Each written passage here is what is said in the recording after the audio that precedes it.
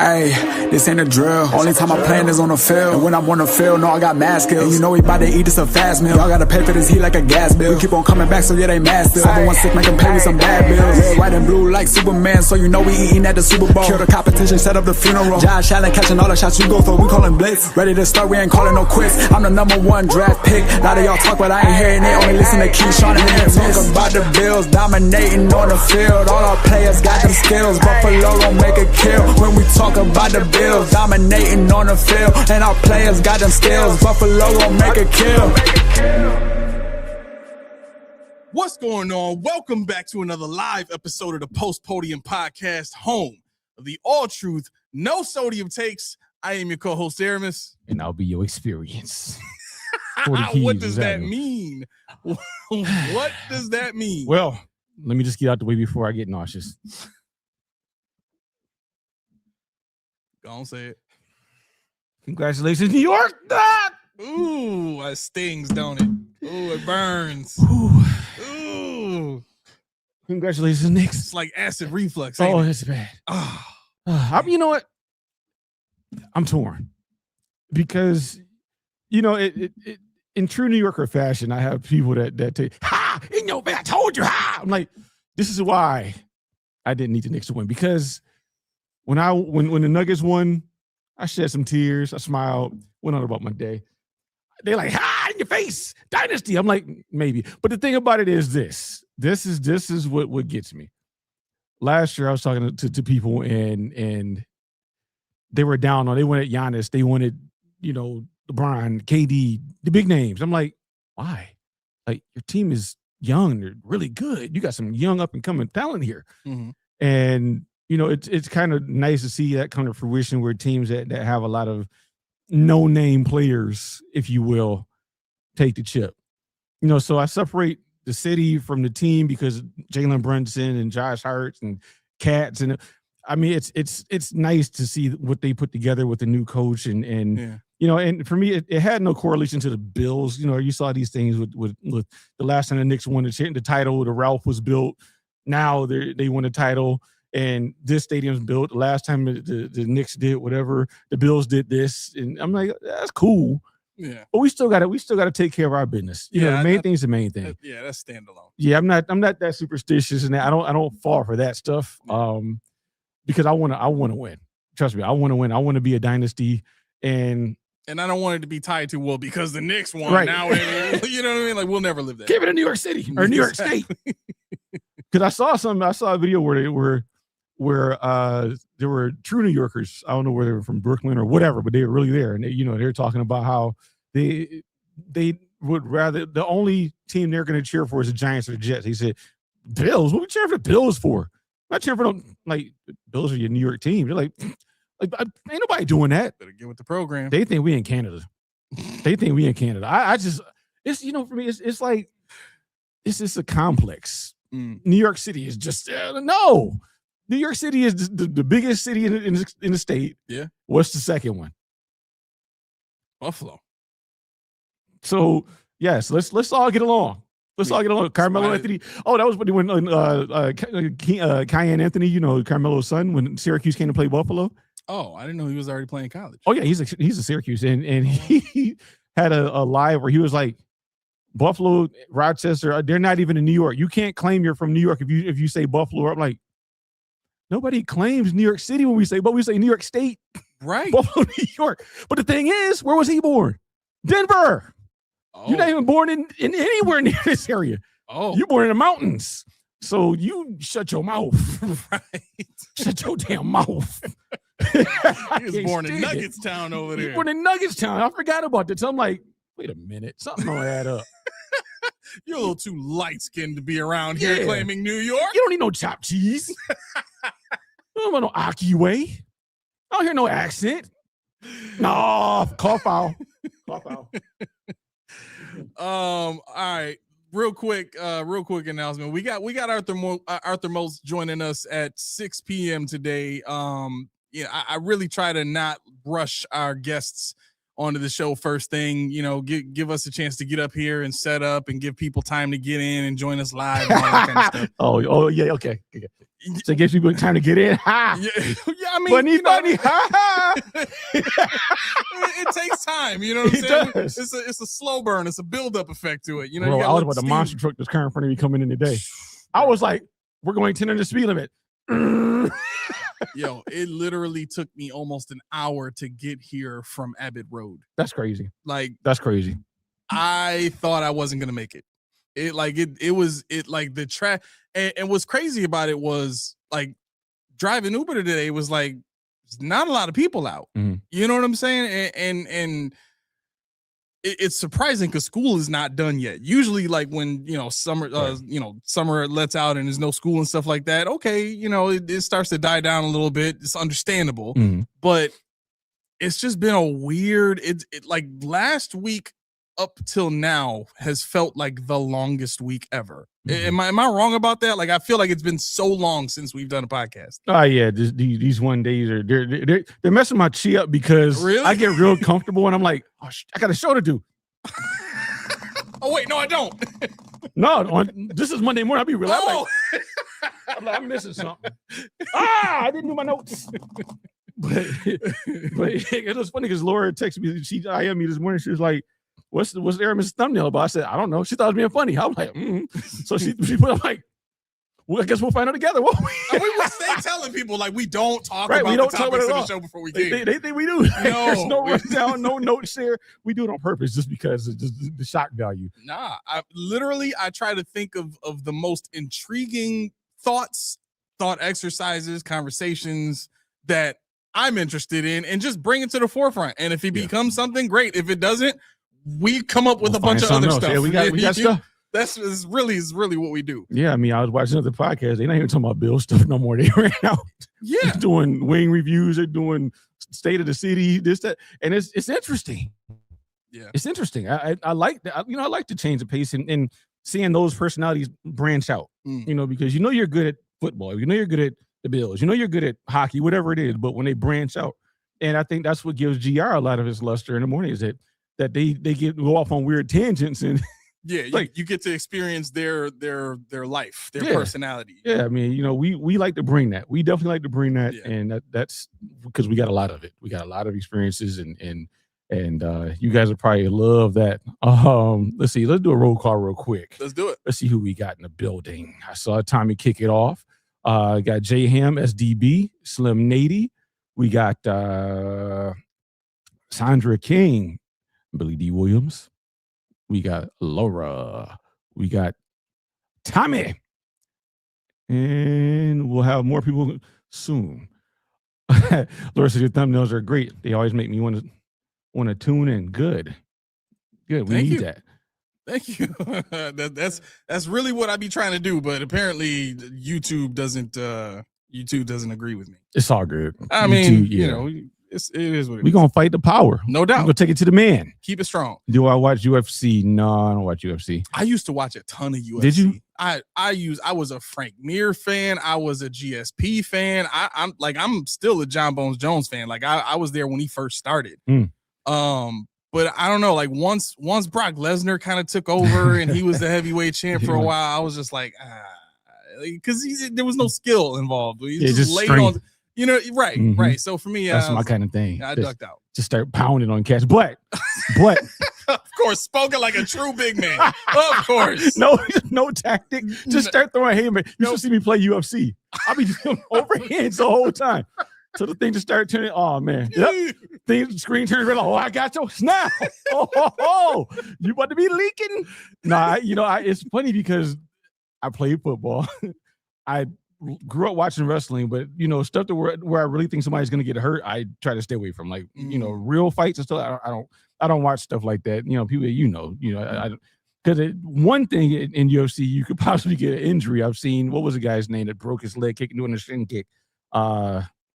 I forget who that was, but that messed me. I was like, man, that joint, oh, don't need it.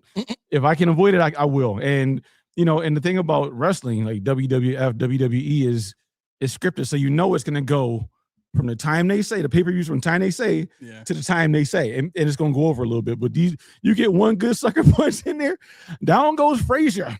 And that's all she wrote. You pay $50, like those Tyson fights. You pay $50 for a fight. 3 punches, the man goes down. You're like, that was my whole night. I was waiting for that. Right. Ain't gonna happen in wrestling. John Cena gonna get F5 like 12 times. Some chair shots. There's been a few of those. There's been a few of those. Yeah. So Anderson Silva. Yeah, oh, yep. yeah. Yep. What was his nickname? Was it Spider-Man? It was something after like that. His leg did what it did. It should be Spider-Man. I was going. You know what? I would look it up, but I don't want to see his legs again. Nasty work for sure. He was nice with it too. Yeah, he's I never really got down with Conor. McGregor. Yeah, I didn't I mean, he was kind of after I'd already stopped watching, but I don't know. The spider. Okay, right. Yep, I figured that's what it was. So it was something along those lines. But yeah, Conor McGregor. I mean, you know who he reminded me of?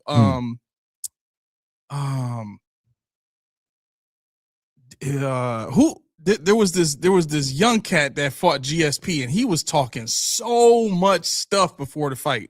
I think it was Diego Sanchez, and he came into the fight and he held his own for all of maybe 30 seconds, and then GSP just controlled the rest of the fight from there. Like, Conor broke his leg too. I didn't know that. See, okay. I mean, broken nose, whatever. I've done that. You know, cracked orbital bone, I've done that, whatever. But when I see a finger looking the wrong way, a wrist, an arm bent the wrong, neat leg, that's where I got to tap out. I'm going to tap out on that. Yeah, guys, I think I'm done here. Just back up and take my ball and go home. Okay, so I put the call-in link there. I pinned it. So if you want to get in to ask Arthur Moats a question when he's on with us, if you want to ask us a question, everything's open today. We have topics to talk about, but if there's something that you guys are burning on, let's get it out there. I know in the Discord chat, we were kind of talking about, I don't know if you saw, we were talking about Bill's culture again in the marketing. Oh, stuff. Cool. That was my number one topic over here. So I didn't know if you want to wait for Art for that. No, we can. So let me preface where we are now in that conversation, and then I want to get your reaction to it, right? So Laura watched the annual promo video for the season the Bills put out, and she just kind of snidely put in the chat that it won her over yet again, right? And I saw it, and I'm just like, I know what you're doing. I know what you're doing. I saw something in there, and I was like, I don't know what they're talking about, but I'm gonna get out. So your cousin comes in, cousin Ham. Cuz Ham comes in, and he's like something to the effect of just kind of asking like, why we constantly tap on that issue. You know what I'm saying? And isn't it the same everywhere? And I said, well, yeah, to a degree. But if you look at the larger markets, most of the larger markets, I know there's anecdotes all over the place, but most larger markets, they really can't afford the luxury that we have of having like serious diehard fans that you can go on a 17-year drought and we will still never leave you. Most teams don't have that luxury, right? So from that standpoint, I gave the example of the Rams and the fact that they are like, they have to do the things that they do because in Cali, they're competing with the Warriors, they're competing with the Lakers, they're competing with the Dodgers, who are really good. They're competing with all these other franchises and markets and teams rather that are trying to get all of the attention and all of the money, right? So if they're going to keep money funneling into SoFi, it's on them right now because the Chargers ain't doing it. You know what I'm saying? And that's different ownership anyway. So, I guess that's kind of where we landed the conversation, just kind of touching on, the difference between the Bills market and bigger markets. And I'll ask you this question. In your mind, what effects have you seen the Bills marketing have, not just on the fan base, but on the Bills opportunities to win? Because one of the things that I said in Discord chat was based on a lot of the stuff that we see, like in a lot of ways, it's hurt the winning at times. That's my perspective on it. How you feel? What do you mean? So if you look at the idea behind culture and accepting, whoever's in office and not challenging authority, 13 seconds was able to function here, but 13 seconds would definitely not have functioned in Philly or in Kansas City or in you know what I'm saying? Like, there would have been serious consequences for somebody in front office at that point in time. Yeah. The Bills have been built on marketing for a long time. Yeah. Very long time. Russ Brandon was the linchpin in marketing, getting us to the Toronto series, bringing in the Rochester market, the Syracuse market. As far as I've talked to people from Montreal who drive in on tour buses to see the Bills play, coming up. People in Toronto, I don't want the Bills in Toronto because it's more fun to come there and party with y'all. That's marketing, because the way I see it, when I look at football, like I say, I'll go watch you play at LaSalle Park and be fine, but some people need to see their team in a certain environment, a certain situation, and that's dictated by the marketing team. They subliminally tell you what you want to see, where you want to see it, and especially like you said, in a market like this where the fans are ravenous for the team, it's so easy to do. It's real easy to do. As in terms of the team itself, we see every year, oh man, IGB is locking up DJ Moore, and we got Max Harrison who's getting mossed by Keon Coleman. We got this guy and that guy. It's like, oh snap! Do you see the one DJ Moore catch where he goes up and contorts himself in the air like 35 times? And people are like, did you see that catch? Like, oh, he's tossing it up. We about to have a 2,000-yard receiver. Yeah, like that's the ravenous nature of the Bills fans, know. And that's not to downplay anything that they're actually doing, but it's like they just put that carrot out, like give it to me, right every time, and every year, because you got to take the pledge and say we're not going to fall for Keon, we're not going to fall for this, we're not going to fall for that every year. And we're to the point now where you're fighting against the current more than it is just going with it. Right. I'm happy to see the Bills again. I love seeing the new Bills. I love seeing the team as a whole, with the helmets out there, with the pad, with the coaches going through drills and talking this, that, and third. But same time, you got to keep the main thing. Yeah. And when you're as good as we are, you have to go for the main thing, which is the title. Right. Nothing else is acceptable. Even Jeremy White this morning said that. He said, "Is it at this point in time? It's got to be championship or bust for the Sabres and the Bills, because especially the Bills are good enough." But, and I've been saying this for a couple of years now, we know they're good enough, but there's always something holding them back. And people are going to say McDermott, people are going to say Bean, people are going to say Josh's turnovers, James Cook's fumbles, no receiver, name it, no pass rush. You just put it out there. And it's always going to be something that people latch on to. And like for me, I'm looking for the pass rush. Right. Because that's the part that I focus on, because that's the part that I am the most close to and most passionate about on the football field. Whereas somebody like you who loves offense, you want to see the big play, the receivers, the speed, the size, that third. Where somebody else might say, "Who's the coach?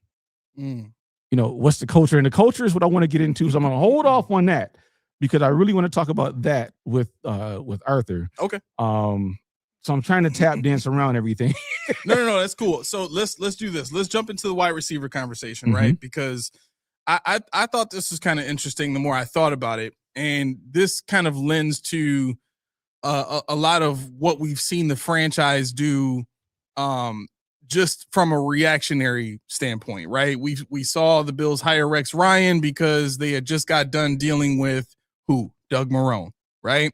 They wanted a player-friendly coach to kind of get away from the super structured, hard-nosed, in-your-face type of approach that Doug Marrone had, where he just didn't take no ish from nobody, right? Rex Ryan ended up being a complete debacle here, and that idea did not work out at all. And then what do they do after that? They go, again, in the complete opposite direction, and they get another structure guy to come in and clean up the mess that Rex Ryan made, and they bring in Sean McDermott, right? Yep.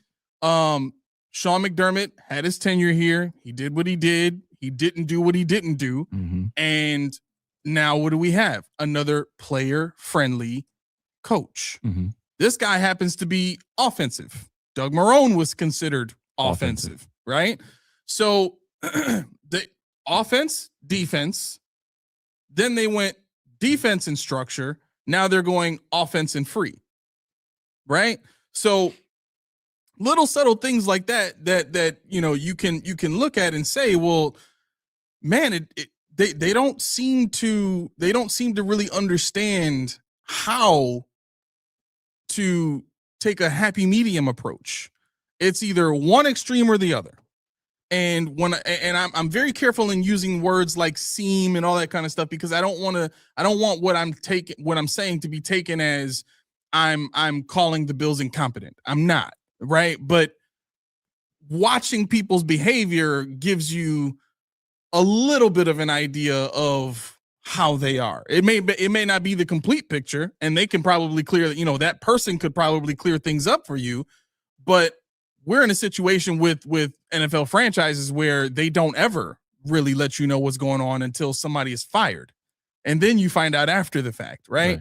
So my point is, the point that I want to get to, because we got like 8 minutes left. Josh Palmer and his knee and ankle issues that he's been dealing with from 2025 creeping up on him again in camp. Skylar Bell got his leg wrapped up. Some people say it's a hamstring, which would make a lot of sense for, a player, doing this level of work at this time of year, in the NFL. If we had to play today, we can't count on Skylar Bell and Joshua Palmer to be playmakers in this offense. Right. And I know I'm kind of putting all this in a vacuum, but it has a more broad spectrum approach. Just give me a second here. We saw what the Bills looked like last year when Josh Palmer was counted on to be the number one guy and the separator and the great route runner, and he went down. It quickly turned into, well, now we got to get the ball to Kincaid, and teams zero in on that. Right. They start being physical with him, trying to get him off of his route, trying to, hold him up at the line, whatever they can do to stop him, because the routes that Shakir was running wasn't threatening anybody, and they knew Coleman couldn't get open. Right. So the Bills ended up being in a bind due to injuries because they had not put enough high-end talent in the room. Yeah. See, that's the issue. And I would go as far as to not even say high end. It's just a skill set, a deficient skill set. Because even if you had, why do you think the Chargers are open? They have, what's the speedy guy they have? The Chargers? Yeah. Oh, Johnston. Yeah. What's his thing? He can't catch. Right. But he's fast. Yeah. And the fact that he's fast and he can get open, it still strikes fear into a defense's heart. Even though it's a 50-50 shot, he might drop the ball uncovered. We still got to watch him. See, when the Bills had Joshua Palmer going down and they have, Skylar Bell, whatever, we don't know what he is yet. You don't have that skill set anymore. That's why they brought Brandon Cooks in. But Brandon Cooks is the older guy, a journeyman at this point in time. And they're like, well, we got to make this work because this is all we got. They didn't trust Mecole Hardman. They didn't want to go keep with Elijah Moore. So they're cycling through this thing. It's like Elijah Moore has proven that he could play football. Right. Why'd you get rid of him and keep more big guys, more the plotters, more the possession guys, but they all can press the field, and that was the problem with it wasn't so much that they had to go get Justin Jefferson. It was the fact that they didn't want anybody that could do something to complement what they wanted to open up, which is Shakir, which is Coleman, we'll say, Kincaid, Knox. You didn't use running backs out of the backfield. They just said, you know what, that's all I got. Let's keep doing it. We didn't change anything away because Josh Allen was doing what Josh Allen does. But when he can't do it anymore, what do you do? Right. What is your change up pitch? Before I go too far into that, J-Ham, I think to the marketing point, all teams do the same hype video type stuff, but all fan bases don't react the same to that hype video. So, the way the Bills are with their marketing campaign and the way the fans react to the marketing campaign is not necessarily what you're going to see in LA, right? Or you're going to see in New York, or you're going to see in, a huge market to where they have a basketball team, where they have a football, a baseball team, a hockey team, because they're all focused on those things. We were focused on hockey, but until the Bisons bring in Vlad Guerrero Jr. again, we don't even know what the record is. Right. The Bandits have been 3-time pennant winners, or whatever you call the championship. we don't even know that the season's going on half the time. And that's not their fault. It's just that they don't pub them. All you have in Buffalo, the Bills, Sabres. Nobody knows about the roller hockey team, the smaller team. Hell, UB. That's exactly what I said in the Discord chat, bro. I said all we have is NFL and NHL. Yeah, nobody. I mean, I go to UB. It's horrible. Yep. The team isn't bad, but the turnout is horrible. Yeah. Like, what are we doing? So, I mean, that's why the marketing is different here as opposed to other places, and the impact it has on the fans that we're talking about here. Yeah, I think it really comes down to just understanding who your demographic is, and part of the reason I mentioned what I mentioned last episode about this city being an East Coast city with a Midwest population populace.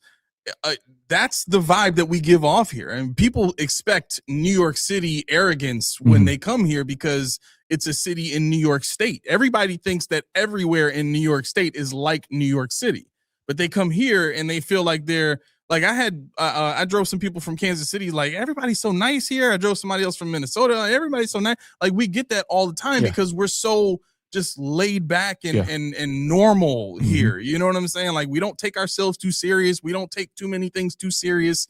We don't, but again, I think what the Bills have tapped into is relevance for us. This is why we started the whole marketing conversation off with the Bills and the Sabres make us relevant. Imagine what we would be without national franchises playing on a national stage representing our city.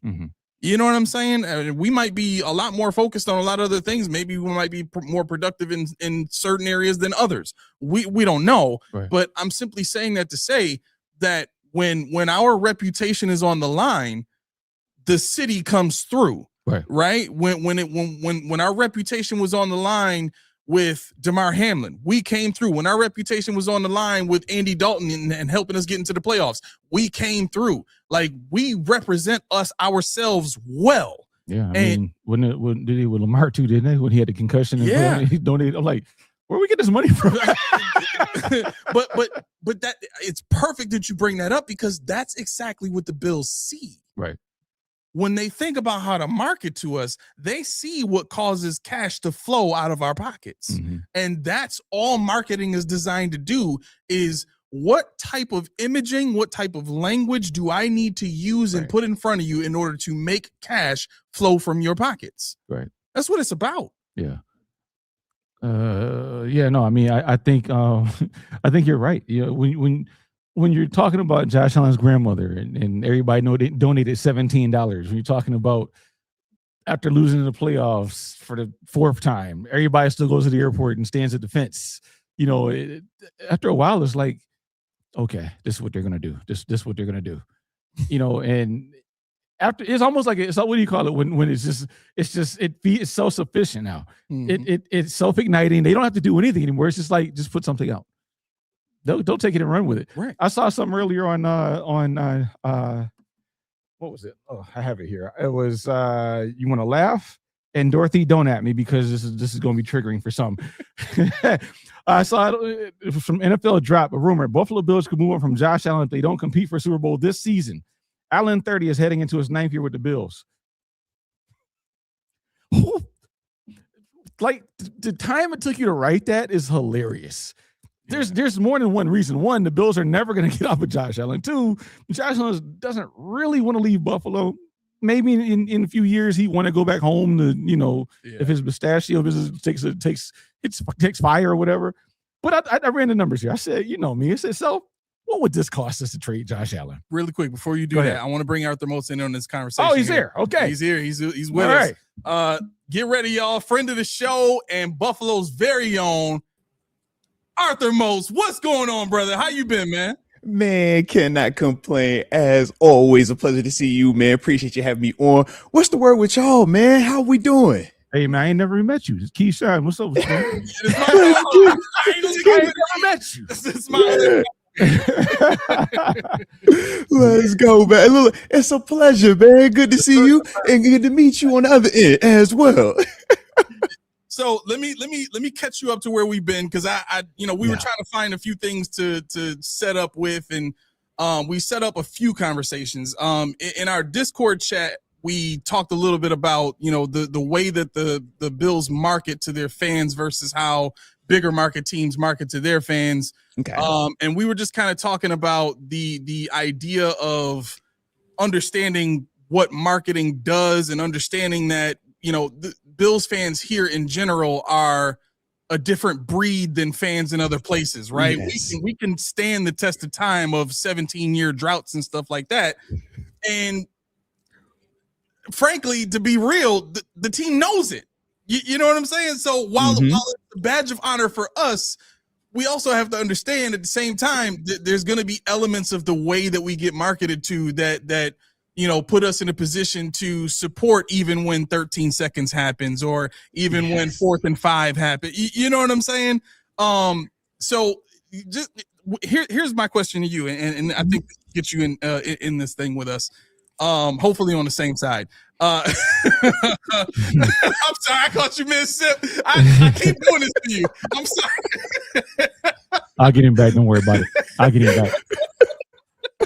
So, all right. So my question to you is this: when you were with the team, what was it like to experience, the photo shoots, and like, did it come off as like, cheesy at times, or like you don't want to say it. He was like, no. Well, he know I'm gonna keep it real, so keep it real. Hey, look, so I'll put it like this, right? Obviously, very different now versus back when I was there, right? We know 2010 through 2013, we weren't winning the way that this team right now wins, or anytime since Josh Allen has taken over the reins, right? So yes, at times for me back then, it was like, man, you're doing this with the hopes that they'll still show up, they'll still be supportive of us, because my first 8 games, we went 0-8 under Chan Gailey. It was rough out the gate, but you would realize that, hey man, Bills Mafia, when they were first getting started, right, trying to figure out the naming and everything, it just looked like whoever wanted to be a supporter of the squad, man, we were going to do whatever it took, picture wise, appearance wise, marketing, etc. Whereas now it's like that. All right, are we trying to be all the way big time official? We saying we Super Bowl or bust, but at the same time, we'll allow ourselves to have that, like, hey, remember, guys, be grateful. Remember what we used to be. And it's like that weird marketing from my perspective when I see it now. So that's kind of how I look at it. I don't want to call it cheesy per se, but at the same time, it's like, yo, you know what we're expecting from you guys going forward. Don't play with us. We've gone too far. We've won too much now to walk it back in any capacity. So let's be real with it, man. Just put your name on it, put the stamp on it, and let's live up to that in terms of the marketing to go along with it. But that's kind of how I see it right now. They still want to play that, hey, we're not all the way just yet. I mean, we're still just, bells. Remember that? And it's like, no, we're perennial now. We're up here now. It's Super Bowl or bust conversations. That's the reality of it, and a good thing as well. Absolutely. So here's the other conversation that we jumped into. We're talking about the injury, the lingering stuff that's going on with Josh Palmer. Yeah. And we incorporated into that same conversation what Skylar Bell's dealing with now. It seems to me like it would be, soft tissue related, right? He's got a wrap on that leg. But from that standpoint, I think we saw what the Bills looked like when they go down, when their best talent on the receiver side goes down last year, right? Joshua Palmer brought in to be the route runner, the separator, the guy that opens things up for, Kincaid and Shakir underneath and all that kind of stuff, right? And this year we have DJ Moore in the building where the promo video came out today. One of our members here. What came out? Oh man. Video. So naturally, Keon Coleman is looking like Randy Moss out there. Of course. I'm snatching that reference from one of our folks in the chat here. But yeah, so like looking at that kind of stuff, it's like, okay, if DJ Moore goes down, and you got a Joshua Palmer who's dealing with lingering injuries, the hamstring stuff, if you don't let it fully heal, is going to take anywhere from 4 to 8 weeks. at least, right? So we could very well, be one injury away from being right back where we were last season, and that's kind of a scary thought, and also part of the reason why I think there are a large contingent of fans that have reached the point of, well, can we bring Diggs back? Is Cook still available? Can we look? Now we're having a conversation because honestly, that's where we are, right? As a fan, man, it's like, did they do enough? DJ Moore, we love that pickup because yes, DJ is a proven player. We've seen him stand alone in multiple locations and produce. We thought Keon to this point would have already been doing that, but we know it's been a little bit up and down. So that part made us feel a little uncomfortable about it. Then you look at the draft and yeah, we love the Skylar Bell pickup, but we do got questions of, man, could we have gotten more? Could we have done more? Could we have been a little bit more aggressive with that mindset in terms of some of those receivers? But here we are, right? So yeah, being that one injury away from us literally being right back in the exact same position that we were in last year, we all know how we felt in that Denver game. It's like, yo, can he just get some help? Like, I mean, it's a great throw to Brandon Cooks, but it's like, dang, if imagine if he's just a little bit bigger, right? Can we just get one of our guys, a true guy, be up there and stand up like he's supposed to, right? These are the things that we were all thinking of, all things we all felt. So now here we are. You fast forward 6 months later, we're like, yo, are we sure we've completely put that to rest? Because I also don't feel like we have. I look at Diggs and I'm like, how bad was that relationship between you and Josh? Is everything good? Like, he didn't want to do his thing. He didn't got his house. He was straight there. So I'm like, hey, man. Yeah. Hey, big man, what you up to? Yeah, that man. That drives me nuts. That argument when everybody brings up Diggs, hey, where's he fit? What do you mean? Where's he fit? What do you mean? Where's he fit? What are you talking about? Like, he's better than everybody. Even my boy, better than everybody besides DJ Moore. And that's it. Well, and just when you think about the attitude that he brings, like we love the CJ Gardner-Johnson pickup, right? Because it's like, yo, we finally got something that's gonna be barking over there, something that's gonna have an edge to it. Man, the same thing goes on offense too, though. Yeah. And we know the edge that Diggs brought. Heck, we even saw it last year when he was in New England. It's like, man, they soften up their butt because Diggs there, it just got a little edgy. It just looked a little tougher. You're like, oh, all right. Y'all feel like y'all a little bit more than what y'all actually are. But that's what Diggs brings, along with his production, the combat catching, the savvy route running, and things like that.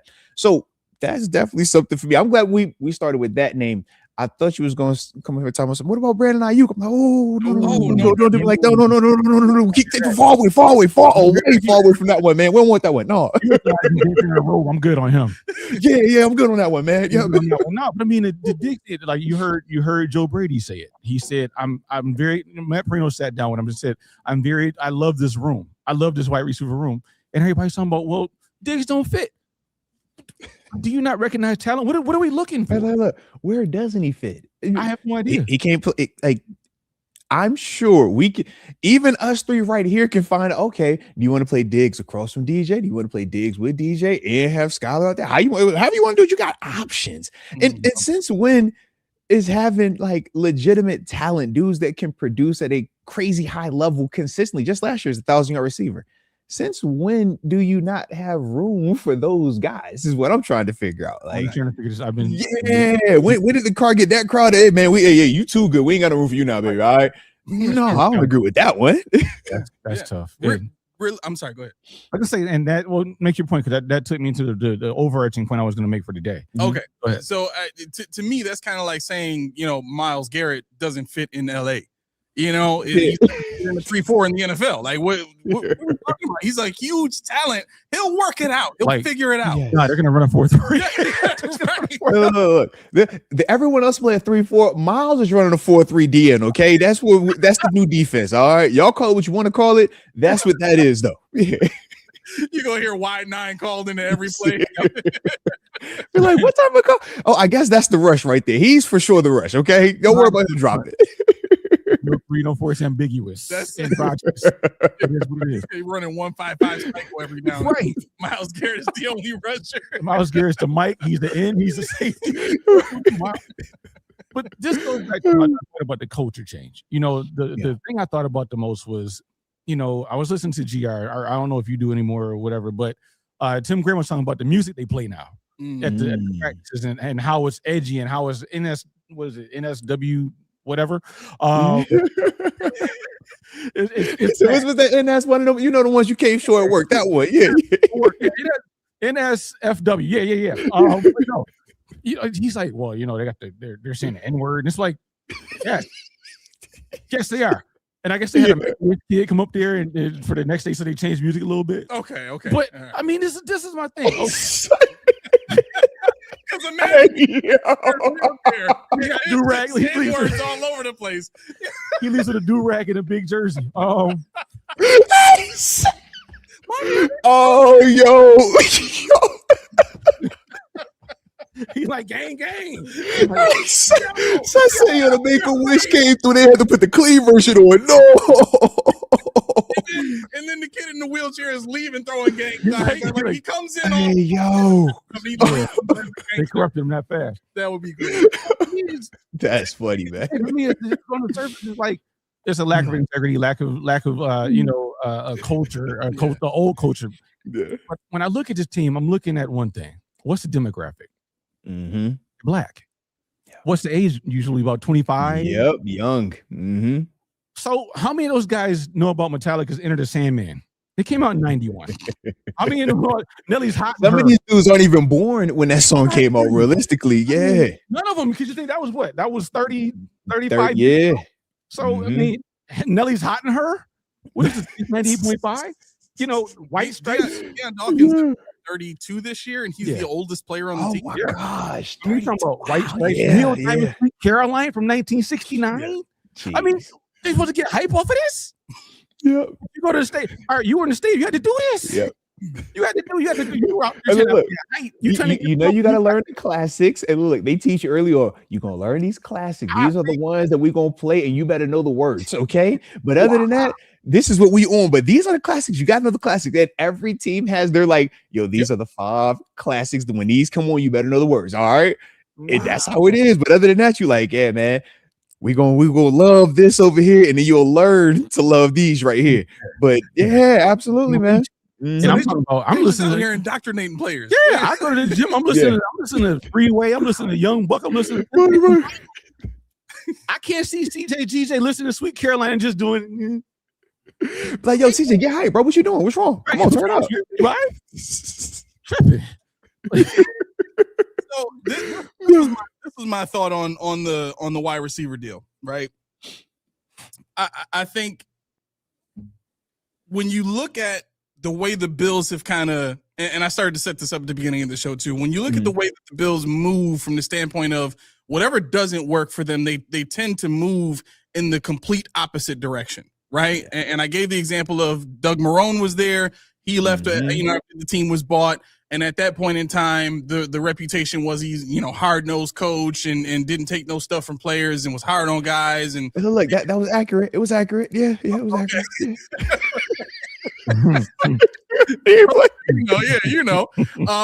And then after that, Rex Ryan comes in and it's like a free-for-all, right?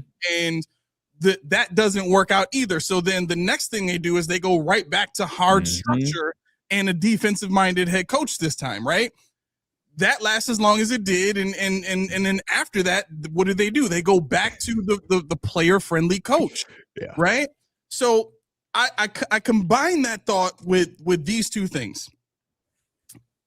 And I'm sure you remember what happened with Shady leaving the team and not being re-signed and all that kind of stuff. Yeah. And, Shady talked about this on, it was either on the podcast that he does with Acho or it was on the show, Live on Speak, where he talked about, the conversation that he had with McDermott, where McDermott was like, hey, we need you to step it up this season. And he's like, you want me to step it up? Like, look who I'm running behind. You want me to step it up?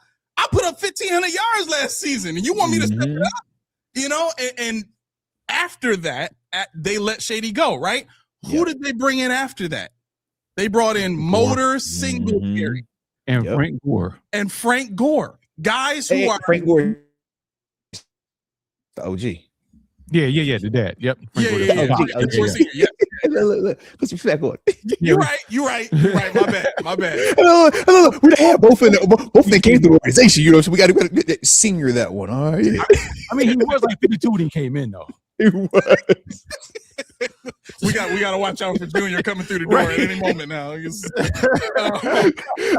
I'm a fan. I love it. I'm like, yo, you was about to do the Bron and Bronny. I was waiting on it, man. Right. He was close. He was for sure close, man. Yeah, that I would have enjoyed that. that. But yeah, so they brought in two guys that were known for what? Not really being vocal media wise. Like I know Frank Gore could talk in the locker room, but not really being, vocal outwardly in public, right?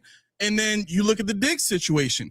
Diggs did what? Spoke out, didn't like the offense, didn't like what his role was going to be, knew it wasn't going to work out, ended up being right.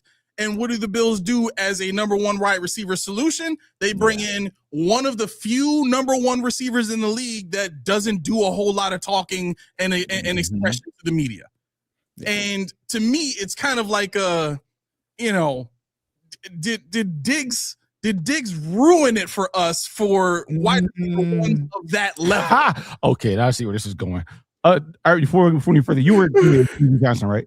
Yeah, absolutely, man. Come on, man. Hey, why so serious, baby? Yeah.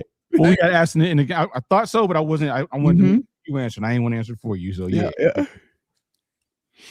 But so I'll say this though, man. I don't feel like Diggs has completely ruined it for the Bills in terms of finding those wide receiver ones that the real wide receiver ones. They got that diva in them a little bit. Got a little bit of that diva dog in them. You need some of that, like.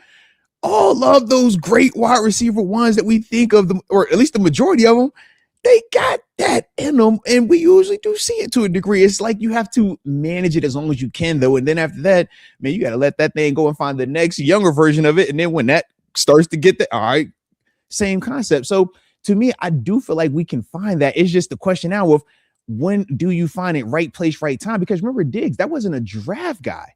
That was a dude that we had already saw in Minnesota have success. And then we went and made that move for him. But to me right now, it was like, okay, we pivoted off of that and it was, okay, now let's shoot into the draft. And we just really haven't got it all the way there just yet in terms of it being that consistent hit where, man, a guy that we draft comes here and actually is that dog number one wide receiver that we want. I mean, realistically, when I start thinking back about wide receivers that we've drafted in the first, we got to go back to what Sammy Watkins realistically of, man, a dude that came in and produced, but even with that, we still didn't like how that thing ended.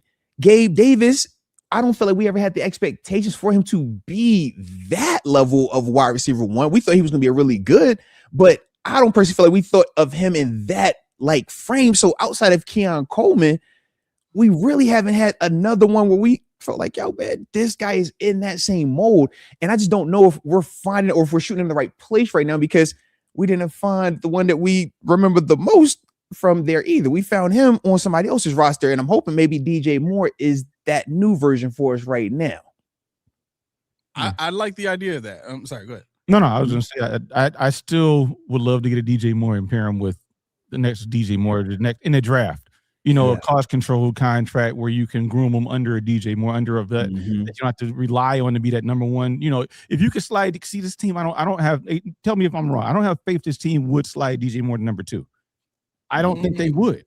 I don't think you have to move heaven and earth to get to go to number two. Maybe not for the money he's making. Right, and see that's the wrong mentality. Yeah, I agree. That's the problem, and that's where I go back to when I was talking about Stephon Diggs and where the fit is and where. Why are we trying to find their fits? Let them find their fits. Yeah, hey, come on, man. I'm with you. Yeah, I mean, let these names carve their roles. Why are we defining, not us as fans and podcasters, but the people on the field, the coaches? It's undeniable. Skylar Bell, especially when you got a guy like Josh Allen who we know can drive the car. Like, it's not like we got a quarterback or your question. All right, man, you got talent, but does he know who to throw to? Yeah. Can he manage these personalities? Is he respected as a player himself? Because not every quarterback is respected amongst the players in that locker room. You look at him like, yo, you got to prove it to me, man.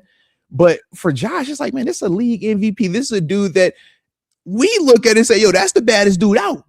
So with that, it's like, man, you don't think he can manage that? You don't think he can clearly make sure that those dudes are getting the attention that they need to make this offense produce the way it's supposed to? Like, those are the things that I look at. It's like, why do we want him to have to be Superman all the time? Even when Brady went down there to Tampa Bay, he still had a 3-headed. You had a Evans, you had a Godwin, you had an Antonio Brown on it. It's like, yo, you had weapons, you had options. When we talked about Mahomes, man, it was like, yo, don't act like Mahomes.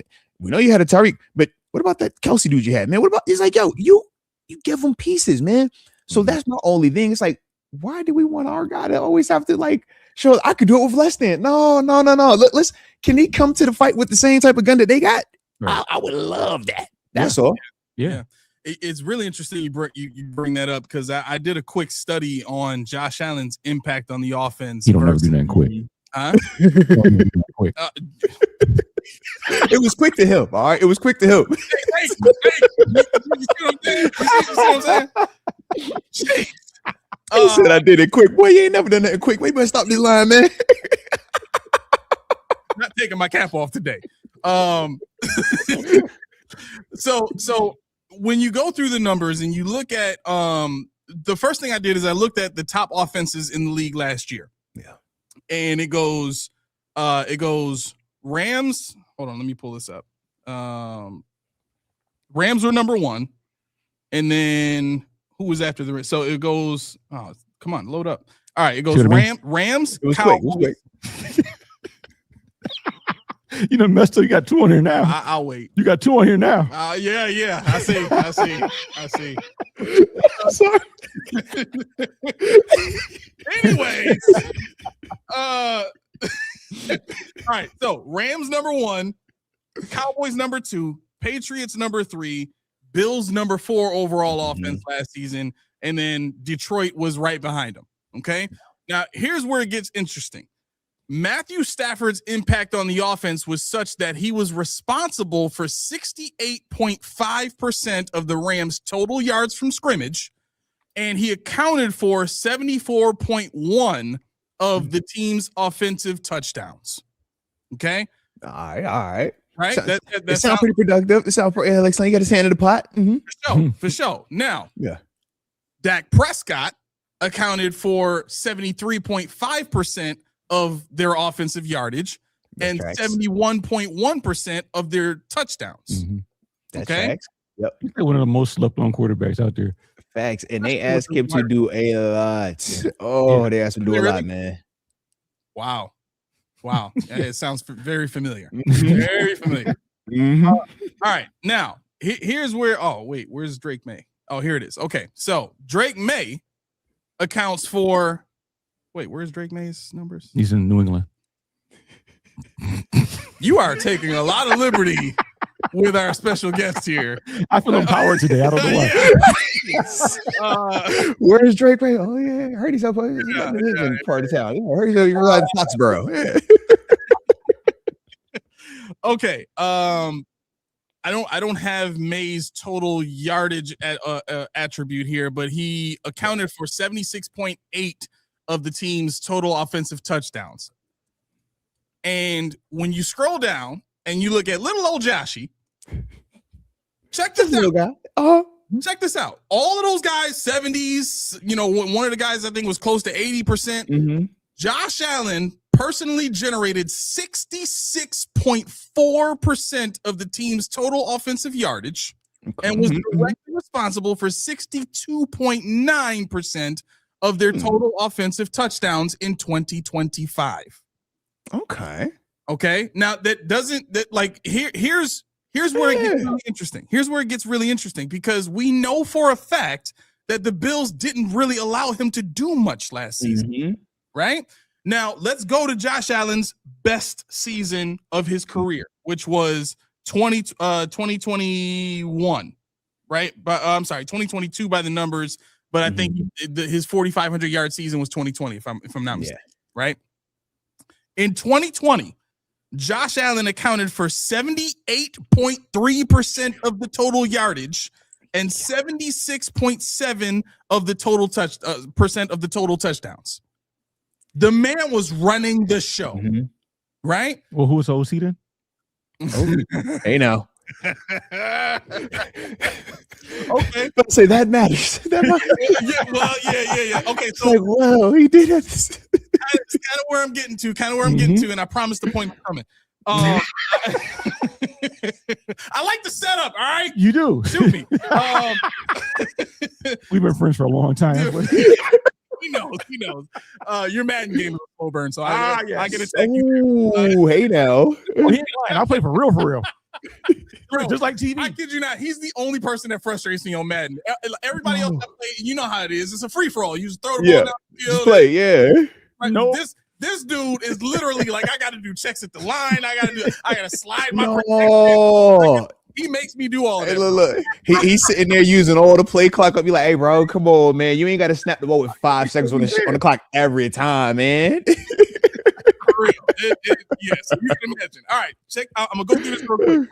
Watch this. 2021, 79.3% of the total yardage was Josh's, and 75% of the total touchdowns belonged to Josh. Right? 2022, 78.4% of yardage, 79.2% of total touchdowns. 2023, 77.6% of total yardage, 81.4% of total touchdowns in 2023. Right?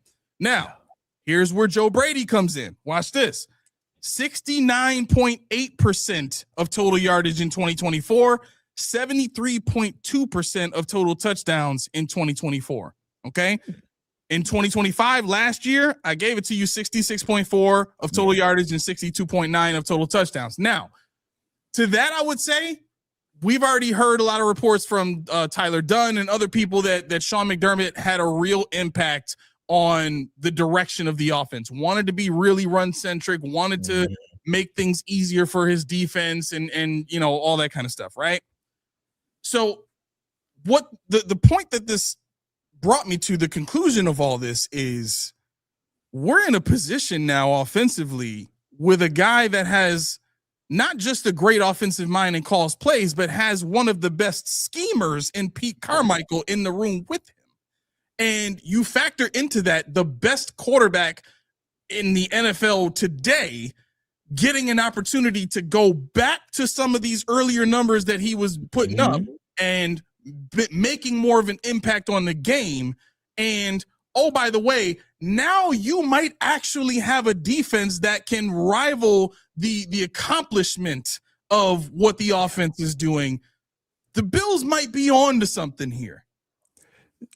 I like that right there. And trust me, man, the Pete Carmichael, that is the sneaky one right there. That's the one that makes me so much more excited because we got more experience with him in terms of development at the quarterback position, right? Making sure that, we're going to see an even higher elevated version. At least that's the mindset with this pickup, because Joe Brady, man, taking over as the head guy, it's like kind of what you said, right? We zigging after we just were zagging, right? We went from the McDermott, which was, like you said, a little bit militant, a little bit more old school, whereas Joe is going to be more player friendly, more open to the younger, newer concepts and stuff like that. And there are pros and cons with that.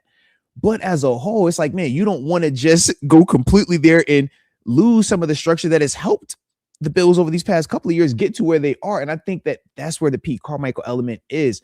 But to me, it's like, man, Josh is too talented. Josh is too skilled. And back then, Josh was still kind of learning this thing, right? Because we would also complain about what, man, he's going to score a ton of touchdowns. He's going to lead the league in total points scored. But we also know that he's going to turn it over a lot, right? He might lead the league in that side of it too.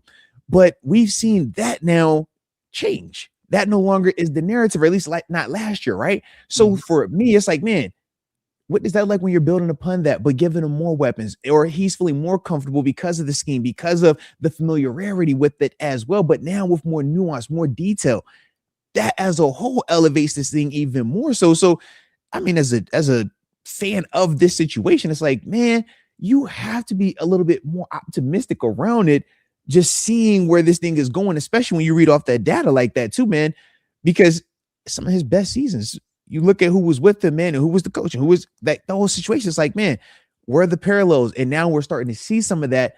That's the part that makes me, like I said, get excited. Yeah, for sure. What you got? No, I saw somebody in the chat. They said something about we were talking about Dak Prescott earlier, and they said having who was it? Who were the wide receivers? We got Pickens and Lamb now. Yeah. He said having that force your hand. I'm like, wouldn't you love to have Josh Allen's hand forced? I would love to have that. Like, we love it. he's open. Yeah. Let me throw the ball to him. Right. And it will look messed up at first because he's not used to it. But Yeah. at 30 years old, that's what you want to see. I want to see somebody that's you have to throw the ball to because they're demanding it, not with their mouth so much as with their play on the field.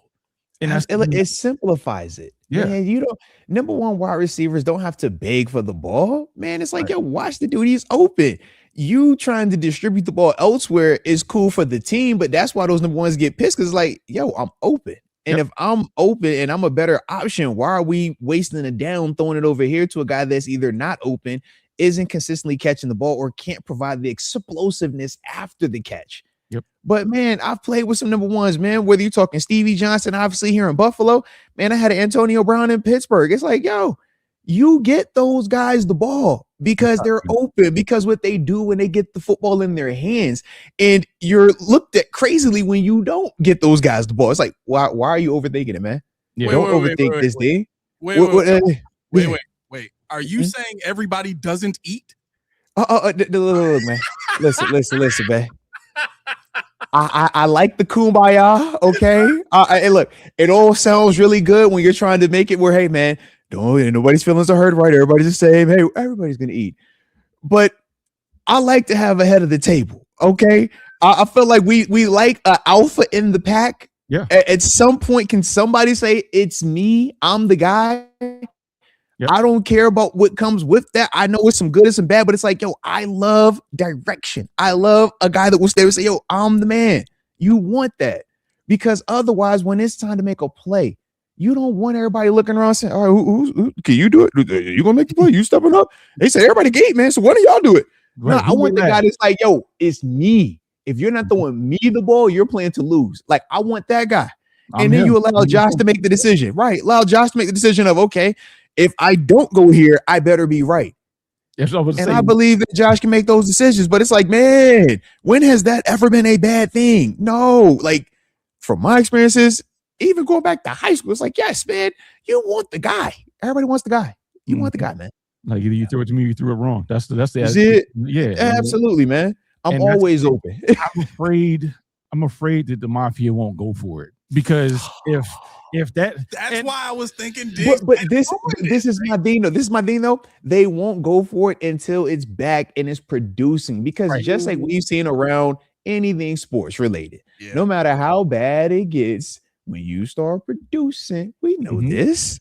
And man, we can hate everything about that person for whatever political, whatever you done in your personal life, whatever you done collegiately, man, all these other things. You get out here and start balling. Everybody be looking like, hey, man, yeah. But did you see how he made us feel when he caught 200 yards? Did you see this when he had 3 sacks? You be like, yep, that's the way it goes, man. Yeah, I mean, so you're preaching. Yeah, we believe in that. We believe in that. Yeah. You know, I guess I make a point to say, off the field, I don't know you. I just know what you showed me on the field. That's it. Yeah. I don't need to get the rest of stuff. And look, and I can love you as a player and be a fan of you when you put that jersey on. And I don't have to be a fan of you when you are at home. I don't have to be a fan of you every second of your life. I'm just a fan of you in this space. I got teammates that I feel like that. I'm like, yo, I love you in this space. Out of here, we don't align. But when we were here, man, like, this is perfect. So yeah, there's nothing wrong with that, even as a fan, from a fan perspective. I don't look at that as a negative. So, man, with these dudes that you could get them to the stadium and you know what he's capable of, like, why are we overthinking that thing? I don't think we need to. Yeah, somebody asked about John Fox. I don't remember shooting down John Fox as an idea. I really don't remember. I don't think I said anything bad about the defense, because the defense has got me hyped.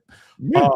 Just responding to somebody in the comments. But no, I to your point, I want to shift that cultural standard. I want the fans to understand, like you said, we want that guy. I'm not worried. Josh Allen's 30 years old. He's a dad. I don't need to care about his feelings. I need to care about him getting Super Bowl with Super Bowl. Yeah. And sometimes feelings get hurt. Sometimes madness is made. Sometimes relationships are fractured. But you hoist that Lombardi, all things are forgiven. Mm-hmm. Well, and you can't grow if you're always feeling comfortable. That's the other part, right? It's like, man, we saw Josh really develop and really take strides with Diggs here because he pushed him. And sometimes it's healthy. As competitors, man, we're going to talk to each other in a way that if you are not in that locker room, you're looking like, hey, y'all love each other or do y'all want to kill each other? But that's how we communicate when you're in it. And it's a mutual respect. It's something that you don't have to apologize for. This is how we do it. You just know. And you grow from that. You learn from that. But that's why we get these crazy close bonds and brotherhoods because of that. So that's why it's like, man, yes, did it get kind of weird at the end of it? Sure. But I don't believe that today there is a scenario where Diggs, who's, once again, the guy that's out on the street right now currently, right? And a Josh Allen who's looking at his resources and he's like, yo, man, I probably could use that one. And I'm very familiar with that one. Yep. And when you think of the one that we're referring to, it's like also think about where he's at and how much he's had to endure personally and on the field since he's left here, between injuries, between we know the court case stuff that he was dealing with, but also on field success, man, getting to a Super Bowl, getting back and showing that, yo, I can still produce. It's like, man, both of these dudes are a lot more mature, a lot further along than where they were back when the split up happened. And that's why just for me, I'm like, I think it's worth the phone call. I think it's worth it's like, yo, bring that. Come on, man. What we doing? Yeah, I mean, that whole thing is fan manufactured. That whole deal. This, how many times you seen in training camp 2 guys squaring off? They square all the time. Right, every day. Come on, man. Every day. Hey, look, try to kill you out there, and then after that, hey, man, what we eat for lunch, bro? All right, come on. Yeah, man. all right, man. I gotta get some ice for my eye, though. You really hit me at one time. Like, bro, you really pop. Like, yeah, bro. Like, it happens, man. Like, my bad. My emotions got me. But I mean, sometimes it's the teammate that you're the closest with that you fight the hardest with because y'all are just that locked in. Like, I love you that much that the fact that you gonna push me here, like, let's go. Like, let's go. It's time. Like, that's the beauty of it, though, man. And I think that's the side that fans, especially fans that didn't compete on a higher level, don't understand. They can't tap into that because they think, you play Madden, you never see any arguments, you never see that, you never see. It's always lockstep. The little animation makes them always look happy after everything. Oh, yeah. Got flipped upside down. Hey, good play, buddy. Good play. It's times you might do something really good and you come to the sideline cursing somebody out. God dang it, son of a that. Even like, bro, we scored. We got a turnover. I don't care. He said it. It's like that, man. But that goes into, like I said, the culture with the music and stuff like that. Yeah. You got to have that edge. There's an edge that I need Buffalo to get ready for. It's a shift, and like Art said, with regards to the younger coach, with less militant, like you said, with just a new frame of thought. The fans got to get on board because what you're used to seeing better not be what I see on Sunday when the season starts. It's got to change. Look, between young new coach CJ Gardner-Johnson on this roster, I'm like, yeah, man, they're gonna be playing some music. They're gonna be getting after it, man. All right, because CJ ain't going for it. I don't see this at all. I'm like, yo, that one right there, the way he moves, at least organizationally, the way he talks, the way he plays, I'm like, oh yeah, we gonna have that, whether we like it or not. If that's here, we're gonna have some of that. And I think it's needed, though. It's definitely needed, man. Somebody got pissed off talking about Josh Allen's the biggest trash. Who? More than me? What? No.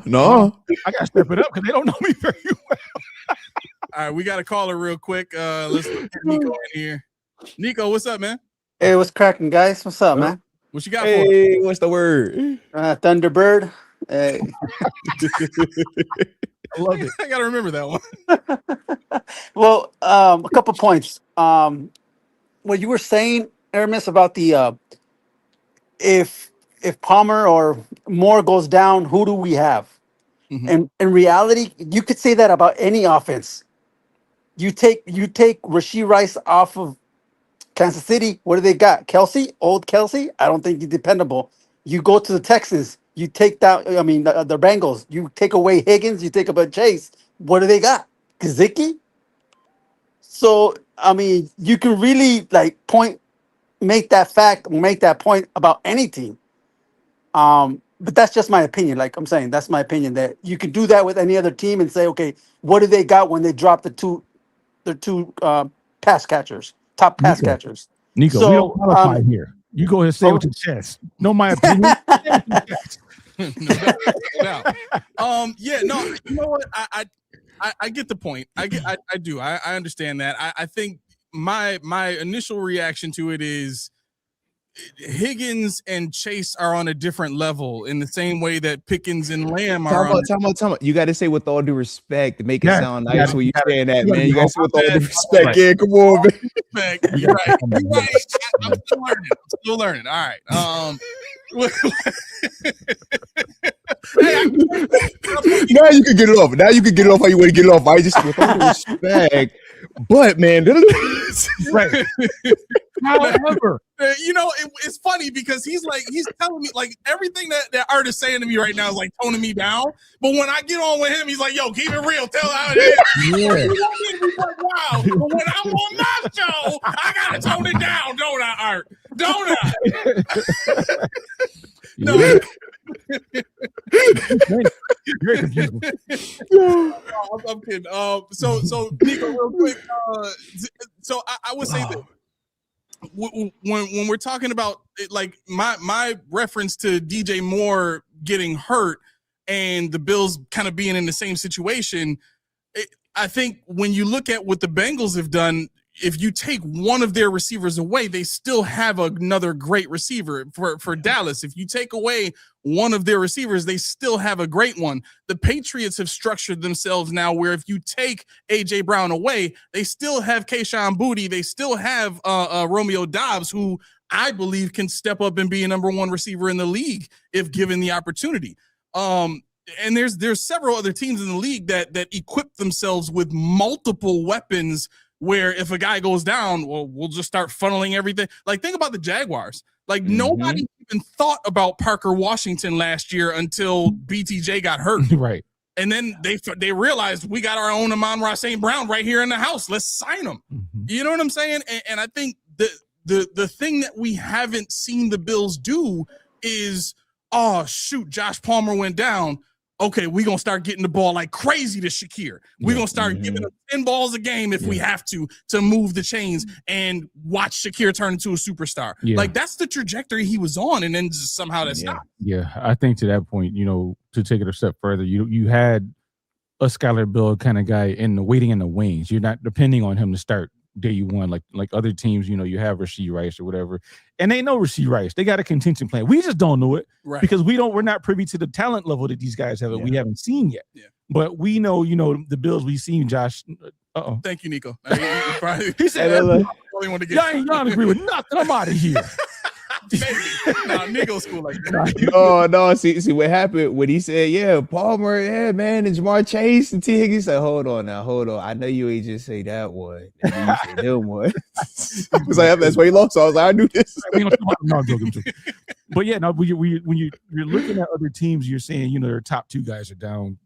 Okay, cool. But when the Bills bring in people, they bring in Brandon Cooks, they bring in Amari Cooper. It's just like. Mm-hmm. Now we got to scramble because somebody we know is injury prone, Josh Palmer. He's always, now we have to rely on this guy where we shouldn't. You bring in a Skylar Bell where he came from UConn, which is a great talent out of a small school. Yeah. But he's not from LSU. He's not from Alabama where you're like, oh, yeah, this dude's played in the bright lights under the biggest, the biggest fan bases and under the most pressure. We still have the unknown in him. And the problem with the Bills roster is a lot of guys are the unknowns. You don't know what they are if they don't play UB or they don't play, Appalachian State or something like that. So that's why when we keep talking about Diggs, because that's the only name that keeps popping up. But that's why at Diggs, when people say, where's it fit? It's asinine. Because where it fits is everywhere. Because the one guy goes down, would you not like to have a Diggs in your locker room already? Yeah. Like we said, man, we know how AFC Championship game, man. We know what that felt like. It's like, you have to have weapons, man. You want to be able to have options out there for a guy like Josh versus you watching Josh putting the ball in places where it's like, yeah, if that receiver was a little bit more of an elevated type of what we call force multiplier, right? A guy that can, man, not just make one catch, but he makes the combat catch, man. He dunk on me, you catch it all. It's like, if you got that guy with it, then different conversation. But we don't even have that. Man, I can vividly remember watching T. Higgins go crazy when Jamar Chase was out. And he's like, yo, he's catching the touchdown, doing a spin backwards reach. So it's like, that's a number one receiver, man. He just happens to be playing opposite of Jamar Chase. But you can see there wasn't this crazy drop-off. Yeah. We experienced a crazy drop-off when our number one goes down. It's like, oh, man. All right, tight ends healthy this week. All right, hey, man. All right, James Cook, you ready? All right, go get we're gonna do that today. All right, get the running backs ready. Fire them up. Like, man. And even though offense as a whole still ended statistically well, man, it was the weirdest. We're averaging 30 a game. Offense at least from my perspective, you're watching like, yeah, I mean, we scoring, but I don't really love it, but it's working. We're up. Yeah, it's weird. Yeah, it's like a quiet 30. You have to act in playoffs in a hot streak. Yeah, you're like, bro, what is when it's sunny outside? We averaging 35 a game. You see it? Oh, you're reaching, aren't you, Brandon? You're reaching. But I mean, somebody in the chat said, so are we saying that? Wait, really quick, yep. Nico, did you have anything else for us? Yeah, he did. Just one more point. Shout out to Nico. I had another point. I think regarding the Diggs, I think if he really wanted to be on the team, he would have been already on the team. I think what I'm thinking is that Josh has seen this movie and doesn't want to do it again. He doesn't want a sequel.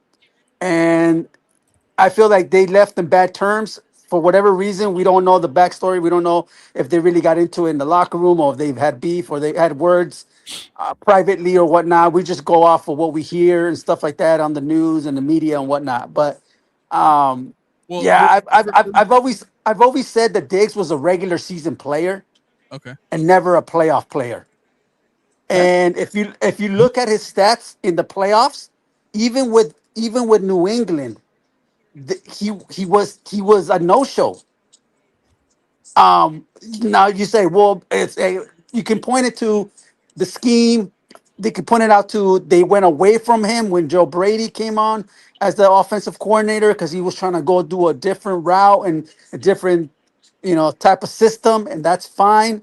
But I mean, his production went down not only with the Bills but with the Patriots. If you really look at his stats, Nico, and compare. Let me ask you this: in the 13-second game, if Gabe Davis was the number one wide receiver, there was no DJ Moore. If he had this iteration of the Buffalo Bills wide receiver room, would he have had 200 yards receiving? Who? Gabriel Davis? Yeah. Probably not. Right, and the point I'm trying to make is why is that? Mm-hmm. Because you have Kincaid, because you have Cook in the backfield. No. Well, okay, but what I'm getting at is, who do you think the Chiefs were 0-winning on in that game? Mm-hmm. Everybody was like, "Where's 14? Where's 14? He's not beating us." So what you do now is you put 14 with DJ Morris and make defenses say, "Shh, we don't have enough guys to defend these dudes. We got to beat them with the front four because we got to drop 7." Because we don't have the talent back here on a week-to-week basis to defend these guys. Now, enter anybody in 14 space, but that's the way you want to be the defense. You don't want to be all smart and schemy. What did McDermott think? He thought he could beat every offense by running head up. Nothing special. We just got more talent. They didn't, but that was the mentality. See, offensively, when you build a wide receiver room with Shakir, with DJ Moore, you got to have that other guy that. Maybe the defense takes their attention and puts it on that guy and lets DJ Moore rock for a day. Talking about like a decoy. That's what the Bills don't do. Yeah. They rely on one guy and one guy all the time. Mm-hmm. But no, that's when you talk Diggs and specifically playoffs. Why does it show up more in the playoffs? Well, these teams are a lot more on the winning side, so they actually are competent. Man, they know, hey, if that's what this team does best, we are not going to allow that to be the reason why we lose tonight. So that's the other reason why you would see, and even this past year, Diggs in the postseason, yes, you better have 2 guys over him, because if Diggs is washed or if Diggs can't do it anymore, well, why won't teams guard him one-on-one for 4 quarters? That's my whole pushback. I'm like, hey, man, he could disappear and all these other things, but why won't they single coverage him in the playoffs at any point? Yeah, I'd be like, because I'm like, hey, man, if it disappears, I'm like, yo, just single coverage then. Like, I would love it to be single coverage, man. Don't even worry about it. And I can assure you, we would have a very different perspective and narrative surrounding Stephon Diggs. But I don't see any teams doing that right now. If you look at Diggs's 2020 performance, he had 20 receptions for 311 yards and 2 receiving touchdowns. He averaged 15.5 yards per catch and 103.7 yards per game that postseason. So it's not like he hadn't done it, but if you consider, and I'll even go to 2021 for you really quick. And there's a reason that I'm going to those 2 years specifically. If you look at,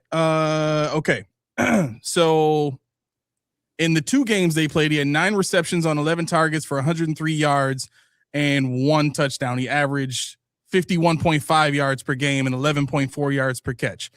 Obviously, year 2 of that same offense with him being there, teams have the book on that offense. They can adjust. But here's the kicker. Here's the kicker. We didn't really think about Diggs's, step down in a sense from his performance in 2020. Why? Because the offense was still effective in moving the ball, and it wasn't because we couldn't get the ball to Diggs or Diggs dropped the pass. So we didn't even think about Diggs's numbers at the time. We didn't start thinking about Diggs's playoff performance or in people's perception lack thereof until after Cole Beasley left the building. Because at that point, it was clear in the playoffs that there was, all due respect, all due respect. It is. It was clear that there wasn't enough talent elsewhere to take the defense's attention away from Diggs, or there wasn't space enough for these other guys because Diggs was double teamed or bracketed or whatever the case. You know what I'm saying? So I don't think context really gets taken into consideration when we talk about Diggs's playoff performance. But that's not even, in my mind, that's not even the main point here. When we're thinking about Diggs's impact on the team, for us, it was more than just on the field. Yeah. Art, as you pointed out, he's on the sideline pumping guys up. He's on the sideline giving guys game. He's on the sideline like talking this, like that's a guy that you can get behind and brings feel energy, man. Right. In the worst of the worst situations, I know I can count on Diggs to come through for us. In the worst of worst situations, I know Diggs has got our back. I know he's going to be chirping in my ear, keeping me energized and ready to go on that field next play. You know what I'm saying? And that makes a big difference. And again, we know based on reports that there are some guys who are quiet leaders, Dawson Knox and guys like that. But this is the first year we've ever heard about somebody being loud on the team in CJ Gardner-Johnson. And I'm like, yeah, boy. Right. Yeah, heck yeah, man. So I think a lot of the perception that fans here have about Diggs has been really surrounded around the snippets, the excerpts, the articles that get put out by media connected to the Bills, more so directed towards making sure that none of the blame is on the team and all of the blame is on the player. And Art, I mean, you can speak, more to this than anybody else. That usually happens with a guy that leaves the building. Am I wrong?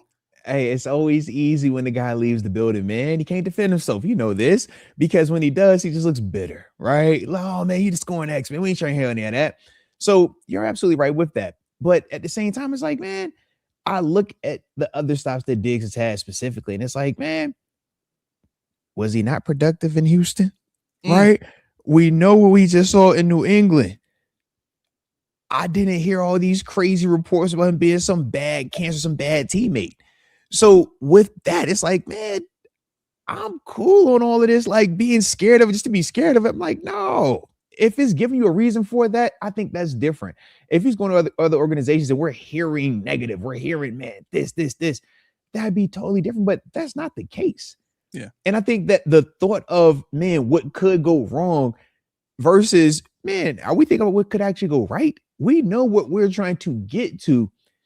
When the Rams went and won the Super Bowl a couple years ago, man, you think they was really over here looking at, all right, could Jalen Ramsey's personality really mesh well with the Aaron Donald? And we got the Stafford guy we're going to bring in. I don't know how Odell can kind of fit into this thing, but what? No, they say, yo, these dudes are all ballers. Yep. And we all know that we all, at the end of the day, want to get paid and we want to get a championship. Well, those two things typically go hand in hand, because if you win a lot, you're going to get paid. And if you win a lot, you usually win a championship. It's like, man, get all these dudes in here, man, and let's go. Let's get for this in terms of while we got this window of having this Josh Allen, having this type of quarterback, having this type of talent, because we know what it's like when you don't have that guy.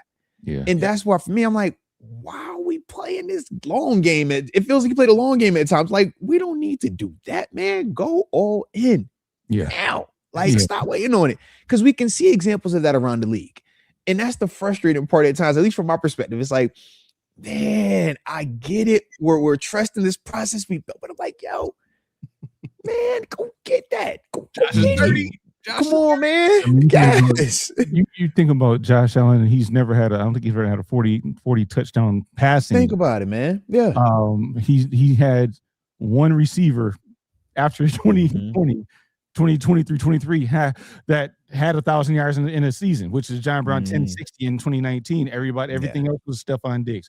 There was nobody besides Kobe C's 969 yards that was anywhere near 1,000 for Josh Allen. Yep. All you're talking about, Joe Brady has two 1,200 yard receivers on the team, two 10+ touchdown receivers on the team. Joe Burrow is a comedy of fortune. I mean, reward this guy, and you figure the Kayshon Boutte sitting over in New England rotting away. He's a young boy on a talent. Throw him a third. What you doing with it anyway? Thank you. You see it? Come on, man. That's how you build this thing. I mentioned Diggs because everybody wants us to talk about Diggs. He's a low-hanging fruit. We know that. But the point remains, if you can get away from the name and just see the concept, that's what we're talking about. Because the Bills Mafia is programmed to say, well, Big Baller Bean, he got it. Well, Sean McDermott got it. Joe Brady's a new guy. He got it. No, they're human beings. They might got it. They might not got it. They might not got it. You're right. But okay, so real quick, Nico, let me. I want to put you and everybody else watching us on game right now. The community of media, seeing the tweets and all that kind of stuff. It's content right now. Okay, I tweeted a few days ago. Actually last week I tweeted out. I was able to make contact and our who I'm connected to. So, I was able to make contact with folks connected to Diggs, and I put it out there, based on everything that I was told that Diggs isn't interested in coming back here. And that's okay. He's got at least 3 NFC teams that he's looking at. Commanders is definitely one of them. Eagles is another one.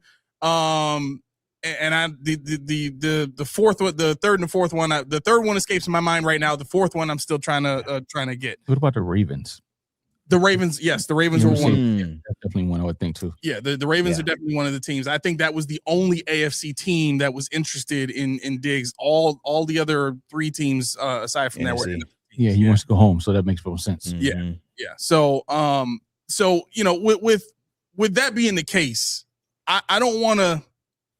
Keep beating a dead horse, but Diggs he's not coming back. He doesn't want to come back here, and that's his option. That's not him having an issue with Josh. I've already put it out there. He doesn't have beef with Josh. It was never him leaving. Was never about beef with Josh. So I feel like I'm saying this like 70 times every time because you've never said you do have to. Yeah. So that's the deal with Diggs.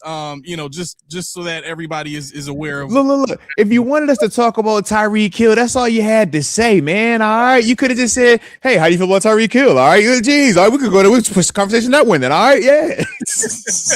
You want to bring in Deebo Samuel next? We can talk some Deebo Samuel too. All right, I ain't know where you want to go with this thing. That's it. The Tyreek thing, I have to see it.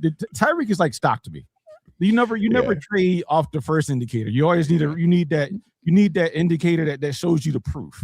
And when I went through my knee, thinking what he's got to go through with his, I don't know what he's going to be when he comes back. Because I just blew my knee out, dislocated my knee, shattered my kneecap. He's tore it. That's the face my friends made when he saw it. It was facing that way, man. Whenever it's left and right, it's like, oh, that ain't what you want, brother. That ain't what you want. Yeah. If you look at the back of your foot when you're in the front of your see face, you're like, huh? Is that what I think that is? Yeah. Bro, I said I was it's like, all bad. Real? I closed my eyes. It's all That bad. can't be right. I said, that can't be right. I looked down. I said, yep, that's right. Yep. And thinking about it was so chill though because I had happened on the side. You're like, did that just happen what I think it was? Oh, that was what I think it was. Oh, that's what I thought it was. Yep. This Yep. And that's the thing. No, so Silva's break, believe it or not, I wish I had that over what I went through. A break is way better than a joint issue. A joint issue, you're talking about cartilage, you're talking about tendons, you're talking about just normal function. But he's a cheater though. Don't that count for something? I don't know. He's a 30, 33, 34. Listen, it's a season. Yeah. Yeah, at this point, if the injury causes his number to go down on what he would take money wise, yeah, I think it's worth a shot. He would never come to Buffalo on a low card. He hates Buffalo. He said, "I hate Buffalo." Players. Is he allowed to hate it right now? Though, with where he's currently at, like you don't get to hate Buffalo right now. You don't get to just hate Buffalo. Is the kind of head case to me that really means it, and I don't know how that would be received. We just talked about marketing. I'm starting to think you don't like Tyreek Hill. I can't stand Tyreek Hill. There it is. Okay, all right. Marketing. He don't like that speed. He don't like that. The guy that can just take the top. I get it, man. He is kind of crazy. Old school defensive mind. That's what he is. Old school defense. I like methodical players. They say, man, I want to run that football 90 times. All right, you know what we're gonna do. Where's my fullback at? Dig it. He can't even stand up now. Slow. I can't stand up. He can't even stand up now. But yeah, no. I mean, we're talking about marketing. We're talking about, we open the show with that. How would you market Tyreek Hill to the masses, the ones that just don't like him? Because it's off the field stuff. A lot of people with the DVs and all that stuff, that counts to a lot. We talked about it. That counts to a lot of people. The fact that you talked about the team, you hate Buffalo, you publicly said it. Yeah. And you're a bit of a head case. Some people are not going to like that. Let's do it. I like how you say a little bit of a head case too. You're real nice. A little bit of a head case. A little bit of a head case. It's a little bit. I mean, some head cases. We talked about it. It's a little bit of a head case. Like not a lot, just a little bit. Just enough to say, oh boy. You got a little bit of them, but you need that though, right? You need a little bit of that. Come on, man. I want to put Nico on the spot real quick. Nico, you still there? Yeah, I'm here. What's up, brother? He's like, yo, I thought y'all weren't gonna talk to me no more. I know. No, it's all good. Crickets. Shout out to Nico. Nico, how would you market Tyreek Hill to Bills fans? That's a good one, man. That's a good one, bro. Because he's got a lot of baggage, bro. He's got a lot of baggage. He's got the mama drama. He's got the police. He's got the injury. Nico, come on, give the people something give the people what they need, Nico. They need I'm gonna give them what they want. I'm gonna give them what they want. Come on, man. I mean, you know what? Man, I'm gonna. Yeah, that's a good one. I don't know. I don't market that guy. That guy's just bad all around, bro. Let me help you out. I would do it just like the intro to the first movie Cars, like that. Like okay. Here we go. Are you into speed?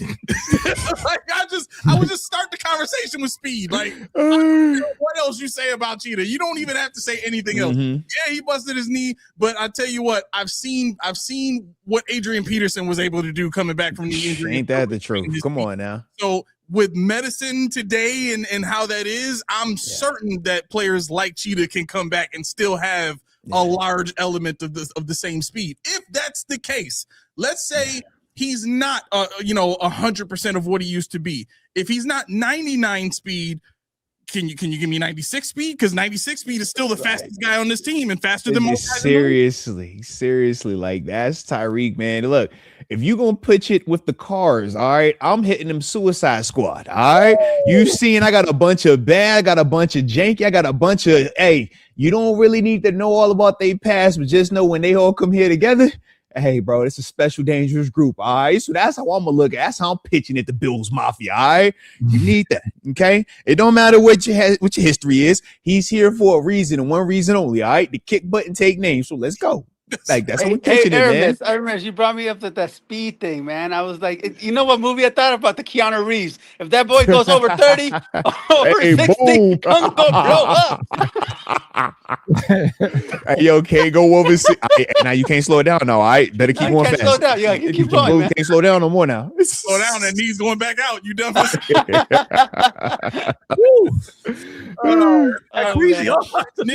Nico, you got anything else for us? No, I'm good, man. Thank you for taking my call, man. Hey, salute you, Nico. Yeah. Steve's got a recommendation for how he would market Tyreek. Oh my God. Oh man. Steve is our resident let me see. He's our resident realist. I'll put it that way. He exposed McDermott and Trey White, and just wait to see what he does to. Oh God, in practice, why you gotta go? Dorothy's Don't do us like that in practice. Dorothy's favorite son, Christian Benford, is going to get destroyed by Tyreek Hill now. Like, that's the marketing. I don't think anybody would welcome him here. No. You can't say that. No. You cannot say that. The point is to get people to like Tyreek Hill. Right. Hey, look, you're supposed to say he's going to make Benford that much better because they get to battle iron versus iron right there, man. You ever battle the cheetah every single day, man? Just imagine how much faster he's going to be, how much lockdown he's going to be. Ooh, what you see? That's how you sell it right there, man. Come on, man. Sir, yes, sir. No. You still ain't buying. Oh, he's a tough customer, man. He's a tough customer. Jeez. Hey, listen, man. That type of speed, I know everybody ain't with that. All right, I can dig it. Okay, but it's the speed is good, bro. Speed is cool. I mean, I gotta see that knee. I gotta see. Hey, look what they say. If you want safe, get you a minivan. You feel me? If you want safe, get a minivan. I want the ones that the insurance rate is so much higher on them nice fast cars. You know why? Because they look great. They go super fast. But there's a chance that you could hit that wall going 200 miles an hour. There's a slight possibility that could happen. Okay, with the top down, with it all looking fire. Okay, but if you don't crash it though. Just think when you don't crash it. All right. If you don't crash it, that Dodge Caravan, shout out to all the Dodge Caravan people out there. It's a nice vehicle. It's going to get you point A to point B, but it's going to take you a little bit longer. All right. And you ain't going to have the same type of fanfare. It ain't going to feel the same when you arrive in that compared to that 911. All right. And that's what Tyreek is. He's the 911. Man, get the 911. Did it have a flat tire? It had more than a flat tire. It might have had like a whole like front end get ripped off, turned left, but still, okay. Like you said, with today's medicine, today's technology, all right. It ain't got to be all the way back to perfect, but it's perfect enough. But they got the range. You said 911, they gonna be like, all right, sir, how would you like to pay for that? Hidden bills be like,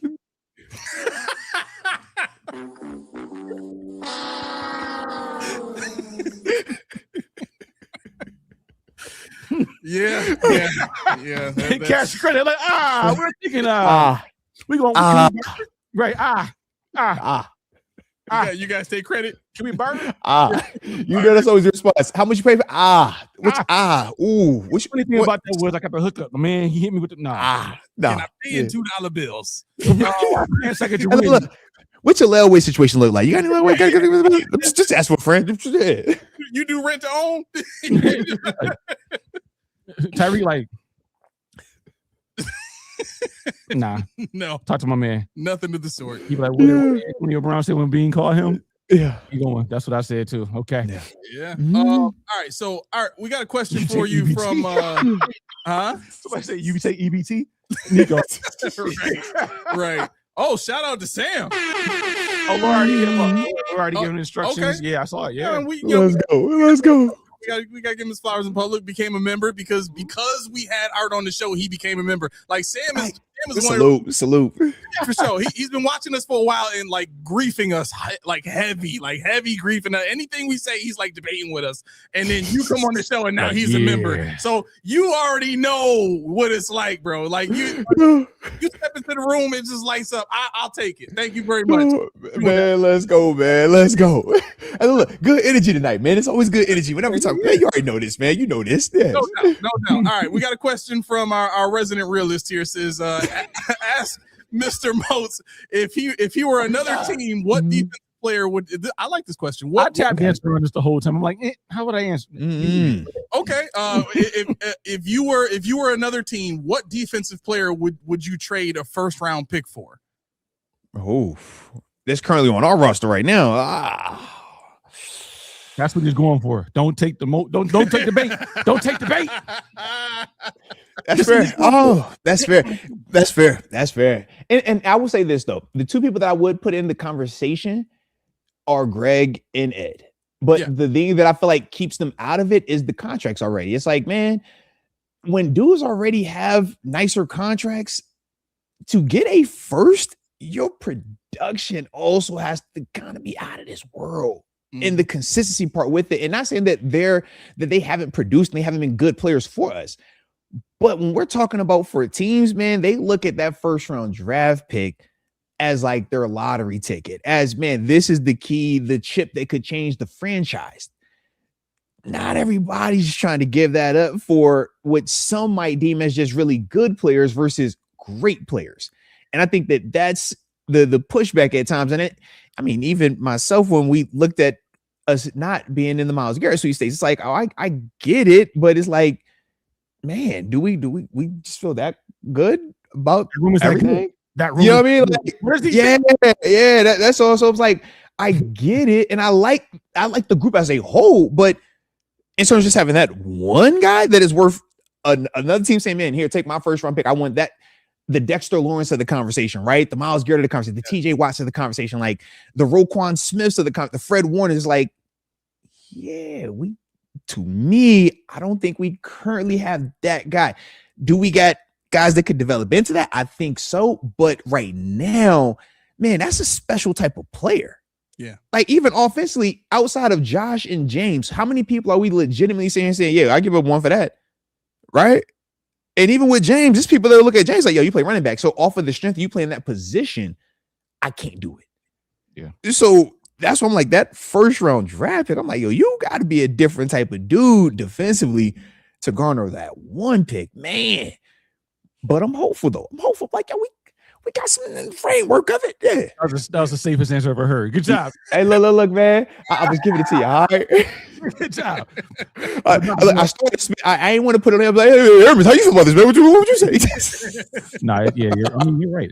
That's the thing we're talking about, though. When you have to answer like that, there's no way you should be ever saying, how do they fit? Yeah. Well, everybody can, if you can get better. Exactly. Absolutely. If you can truly get better, everybody can fit. Because we're talking about what cornerback Dorian Strong is out for the year, but they still got him on a depth chart as the backup cornerback. Yeah. I mean, what are we doing? That's real. You know, That people are is like, real. oh, Trey White. Why are we doing that? Yeah. Mm-hmm. You know, to Corey Couch. We've seen him 3 years now. Why are we doing that? Yeah. So it's like Dane Jackson already signed, so at least we're safe from that one. But Yeah.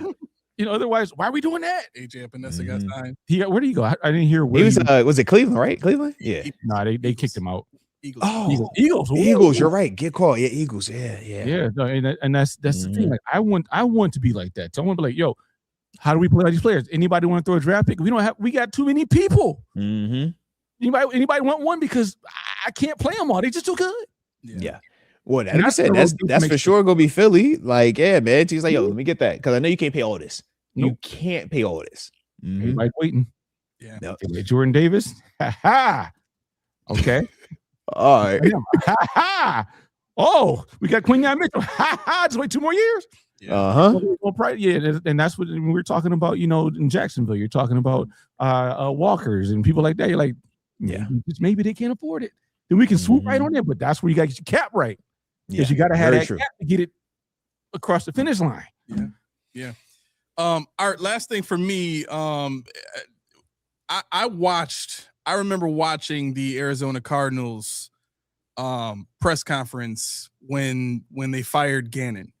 And I don't know if you heard about what went on in that presser, but the media was all over the owner questioning why he let the coach go, but didn't let the general manager go, who got the players that the coach had to coach with, right?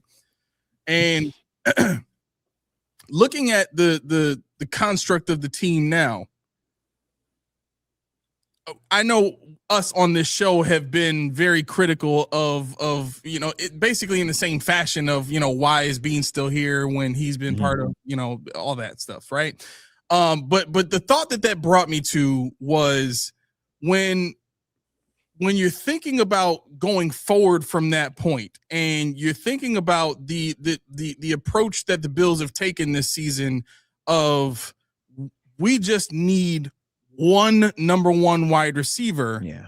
And we believe we have an offense and a scheme and all of that kind of stuff, you know, going for us in a sense. And statistically and like from an analytics standpoint, they're right, because whenever you roll out a new offense in the NFL, you're catching people off guard. That's an added advantage in the game, right? So to a large degree, they're very right. They are going to score points. They are going to surprise teams. They are going to take the league by storm in a sense, right? But here's my question to you. because you've been in a few offenses in the NFL, right? Offenses. I mean defenses. I'm sorry. You know what I mean? Yeah. Oh, I'm with you. Yeah. No, he like, yep. Look, I'm with you. I'm like, I know exactly where we're going. So we good. Let's go. I'm with you. Yeah. I got you. Well, damn it, Keyshawn. He on your head, boy. He on your head. Right, he loves it. This dude lives rent free up there.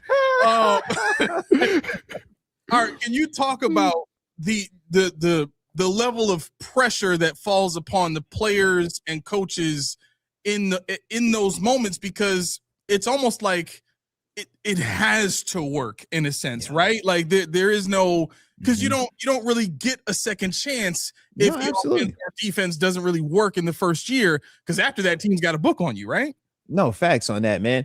And that's also part of the reason why when you talk about the urgency early on, right? Whether it's, man, new coach, new quarterback, new scheme, catch teams off guard, or you have the rookie quarterback, that young guy that we don't have a lot of tape on. All right, load up the roster around it, strike while the iron's hot, right? That's the mindset. Because like you said, man, dudes at this level are too good, players and coaches, that after we've seen you twice, it's like, yeah, man, you're not about to do the same thing a third time. I've figured out how to stop this and this. Now, you might evolve to something different, but initially, no, these things will no longer be effective. So when I look at Josh, it's like, yeah, you have a chance to do that this year. When we're talking about everything feeling different, everything feeling new, a lot of new faces, a lot of new pieces, like, man, we can capitalize on this. But at the same time, this is also why you hear, us as a fan base, like, yeah, we want more support for Josh. Now, the flip side is this, though. I don't fault teams for pushing all the chips on one of them dudes, man. If you truly feel like you have Superman, you feel like that to the degree, it's like, yo, I don't mind you putting a little bit more extra on him. And to a degree, we've done that. Even to my point, I think we've done it too much. But it's like, I don't necessarily fault all of it, because we've seen Josh be able to handle it. We've seen Josh decision making. We've seen Josh show that, man, I can be very decisive in terms of when I need to use my legs versus when I need to protect my body, right?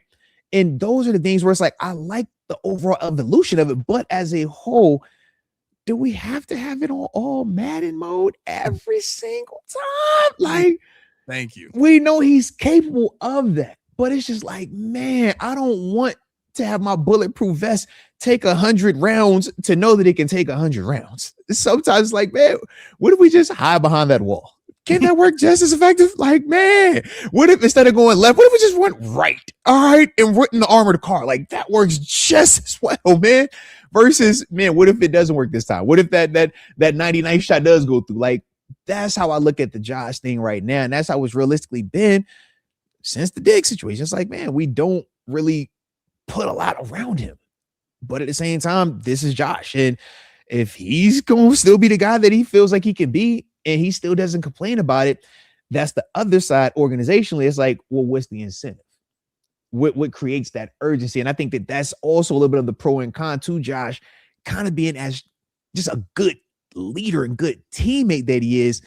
It's like, man, sometimes you got to kind of push that weight around that we see other number one guys do. Other quarterbacks do that as well. It's like, yo, I need a guy. Get me a guy. Yeah. It's like, yo, get him some help, man. He might not say it, but we gonna say it for him then. They got all right. Yeah. Keys, you got anything? Nah, man. I'm all set, man. I think you're glad I ain't gotten that no signature. Art answered questions like halfway through that I thought I was gonna be able to get. I'm like, oh, he answered that one. I don't even you already know, man. You already know you was gonna send us in the right direction. I'm like, man, we came right into the hype. Like, yo, I know you just jumped in this thing. We talking heavy marketing right now overall. I'm like, oh, all right, let's go. Wait, ain't no easing into this one. No, it hit the ground running around here, man. Tell the people where they can find you, man. Where can they find you? No, facts, man.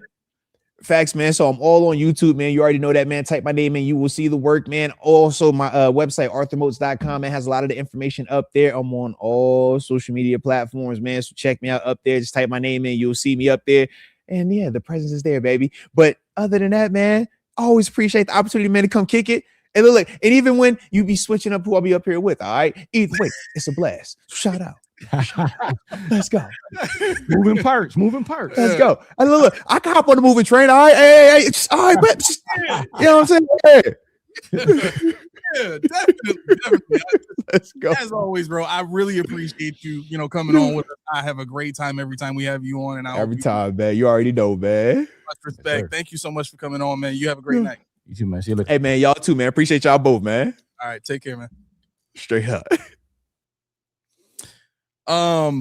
We got 9 minutes left. Man, I really do love having Art on, man. It's always a blast. You could tell he loves to laugh, and I love to laugh, and I mean, especially with what we do on the show. So believe it or not, right? Somebody's still gonna say y'all mofos is negative. Your whole conversation. How did you get Arthur Most to be negative? I can't believe you guys. That wasn't him. It was a deep fake. Right? It's AI now. And speaking of AI, we did glitch a couple of times, but you know what you need to do to fix that? What's that? High mic, high tech. Peeps, stop letting your old tape become furniture. That computer collecting dust. That TV holding up another TV. That console begging for one more adventure. High mic, high tech is the fix-it wizard that you've been waiting for. Hit the link. Let them know PPP sent you. Maybe Arthur Moat sent you. I don't know. But what you need to do, tell him no. So he knows it's really us. McDermott wasn't, and ain't never going to be president. All right? Okay. I have no idea where you're going with that. But listen, I did want to say this before we get out of here. Yes, sir. I had to get in because we were like about an hour past, and I usually do that read. So I know. Yeah, I had to. Yeah. I didn't want to be like, yo, Art, chill. High mic, high tech. Don't want to do that. Wait, stop talking, Art. Right. Stop talking for a minute. It sounds like how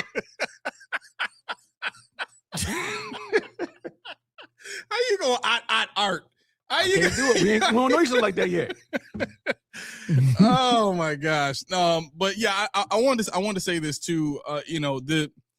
The idea behind the marketing conversation and a lot of the other things that we bring out about the team, we aren't trying to bring it out to make people hate the team. That's not why we bring this stuff out. I mean, if anything, you and I consider ourselves to be, men of experience, men of wisdom, and at the very top of all that, men who want nothing but success for everyone we touch, right? And I think my mindset on all of that is, if I can give you the game and really explain to you the mechanics of how this entire thing works, you're now empowered with knowledge. And that knowledge, you can use that knowledge to do nothing, or you can use that knowledge to do something. Either way, my job at that point is done, right? And my desire, though, is people use the information that we bring about for more than just sports, because marketing is everywhere. Marketing is in politics. Marketing is in dating. Marketing is everywhere. It's just done in different ways. And if you truly understand the nature of marketing, it may empower you in job interviews. It may empower you in buying a car. It may, you know what I'm saying? Like, it's not, I don't want people to see, us bringing up these concepts and talking about these things as us just trying to find ways to bang on the team. These are life lessons on top of all that. We're just expressing it in a sports fashion. You're trying to tie it in with current events. I mean, obviously, right. Like you said, Sampson said, I want to know what's up with the Bills and cryptic tweets to Diggs, because they want him back. Yeah, I 100% think they want him back. They know what he brings to the room, and they're trying to convince him. They're trying to recruit him. Come back. We need you. And I think that, and that's what I was getting at when we were talking about marketing players to the fans. You can see on every tweet, Dig, anything that says Dig, Buffalo Bills fan, we don't want him back. Why not? He was a standing 1,000-yard receiver everywhere he's been since Minnesota. Yep. And you can count the Houston year, because he would have had it that year too as a number 3 until he tore his ACL.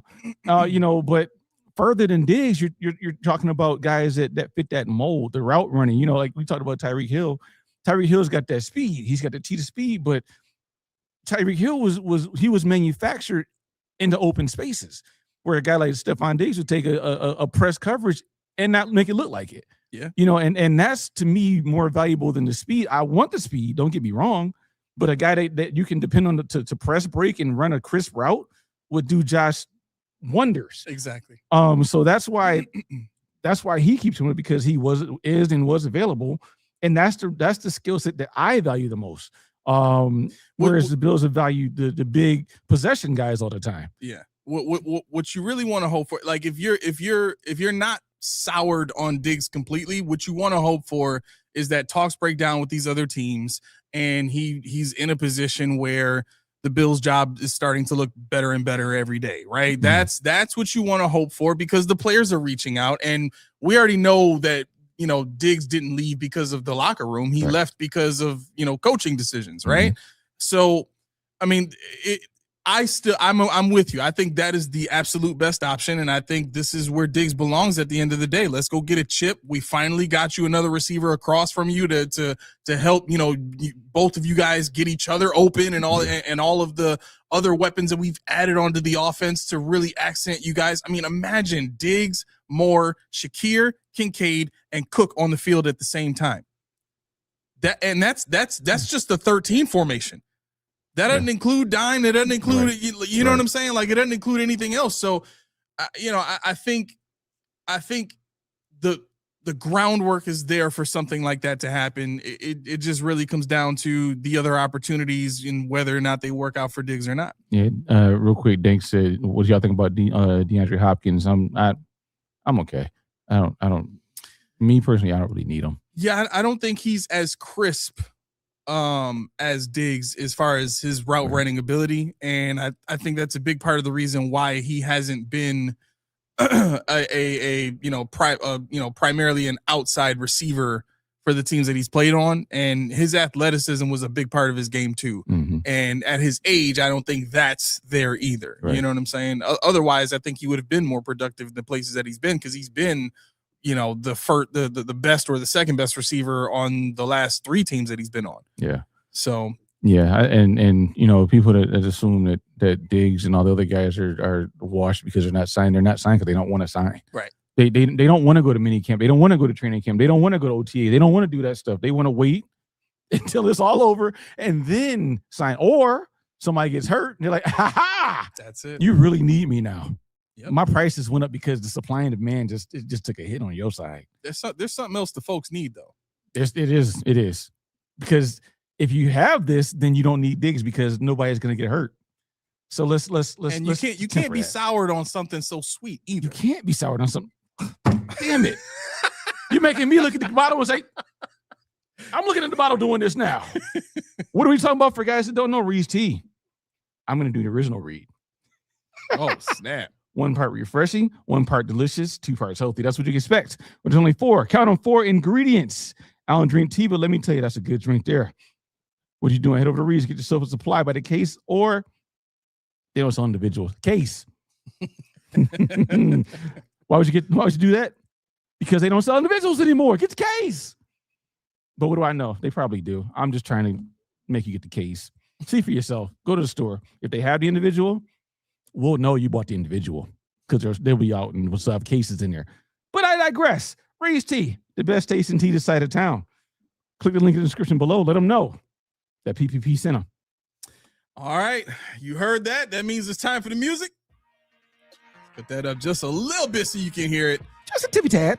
Yeah, for sure. Listen, if you have not done so already, and either way, we appreciate you being here with us. All 39, I think at one point we had like 45, almost 50 people. It was like 51 at one point, yeah. I'm thankful for every last one of them that shared this time with us. Thank you so much for tuning in. But again, like I started to say, if you have not done so already, please, we will gladly accept a like, a subscribe, hitting the bell, making that thing ring like a lane, so that you can get notifications when we send notifications. Like we did announce in our Discord chat that Arthur Moats will be on the show. That was in the video description of this today's episode. You wouldn't have known that if you didn't have the bell on. You wouldn't have even known that we were live if you didn't have that bell on. So I missed it too. It's okay. He's like, yeah, I already going on 6. I said, wait, what? Oh, that's today. Oh yeah, that was me. That was me. My bad. Really quick, I'm trying to make sure you get Nah, out no, of I'm here gonna on be time. late. Whatever. Go ahead. Really quick, there's been a slight hiccup with the Madden content. I have like 3 videos recorded right now, but I'm getting dinged for the royalty music that's on there right now. So I have to go back through and redo some of that stuff. So give me a few days to get that together, and then we'll have some more of that Madden series content out there for you guys. I strongly encourage you to tune in because all of the improvements that are coming from Madden 27 is going to make the game just so much more engaging. And I think the series that we do with that game is going to be that much better. I want to be on there for the tush push meter. I want to be on there. I'm going to lose my mind the first time I see this thing. Yeah, looking into that catch meter, I think we might do that too. That might be worth it. But all right. Thank you so much for tuning in. This has been Postpodium Podcast, home of the all truth, no sodium takes. I have been your co-host, Aramis. 40 keys. All right. Y'all have a great night. Peace.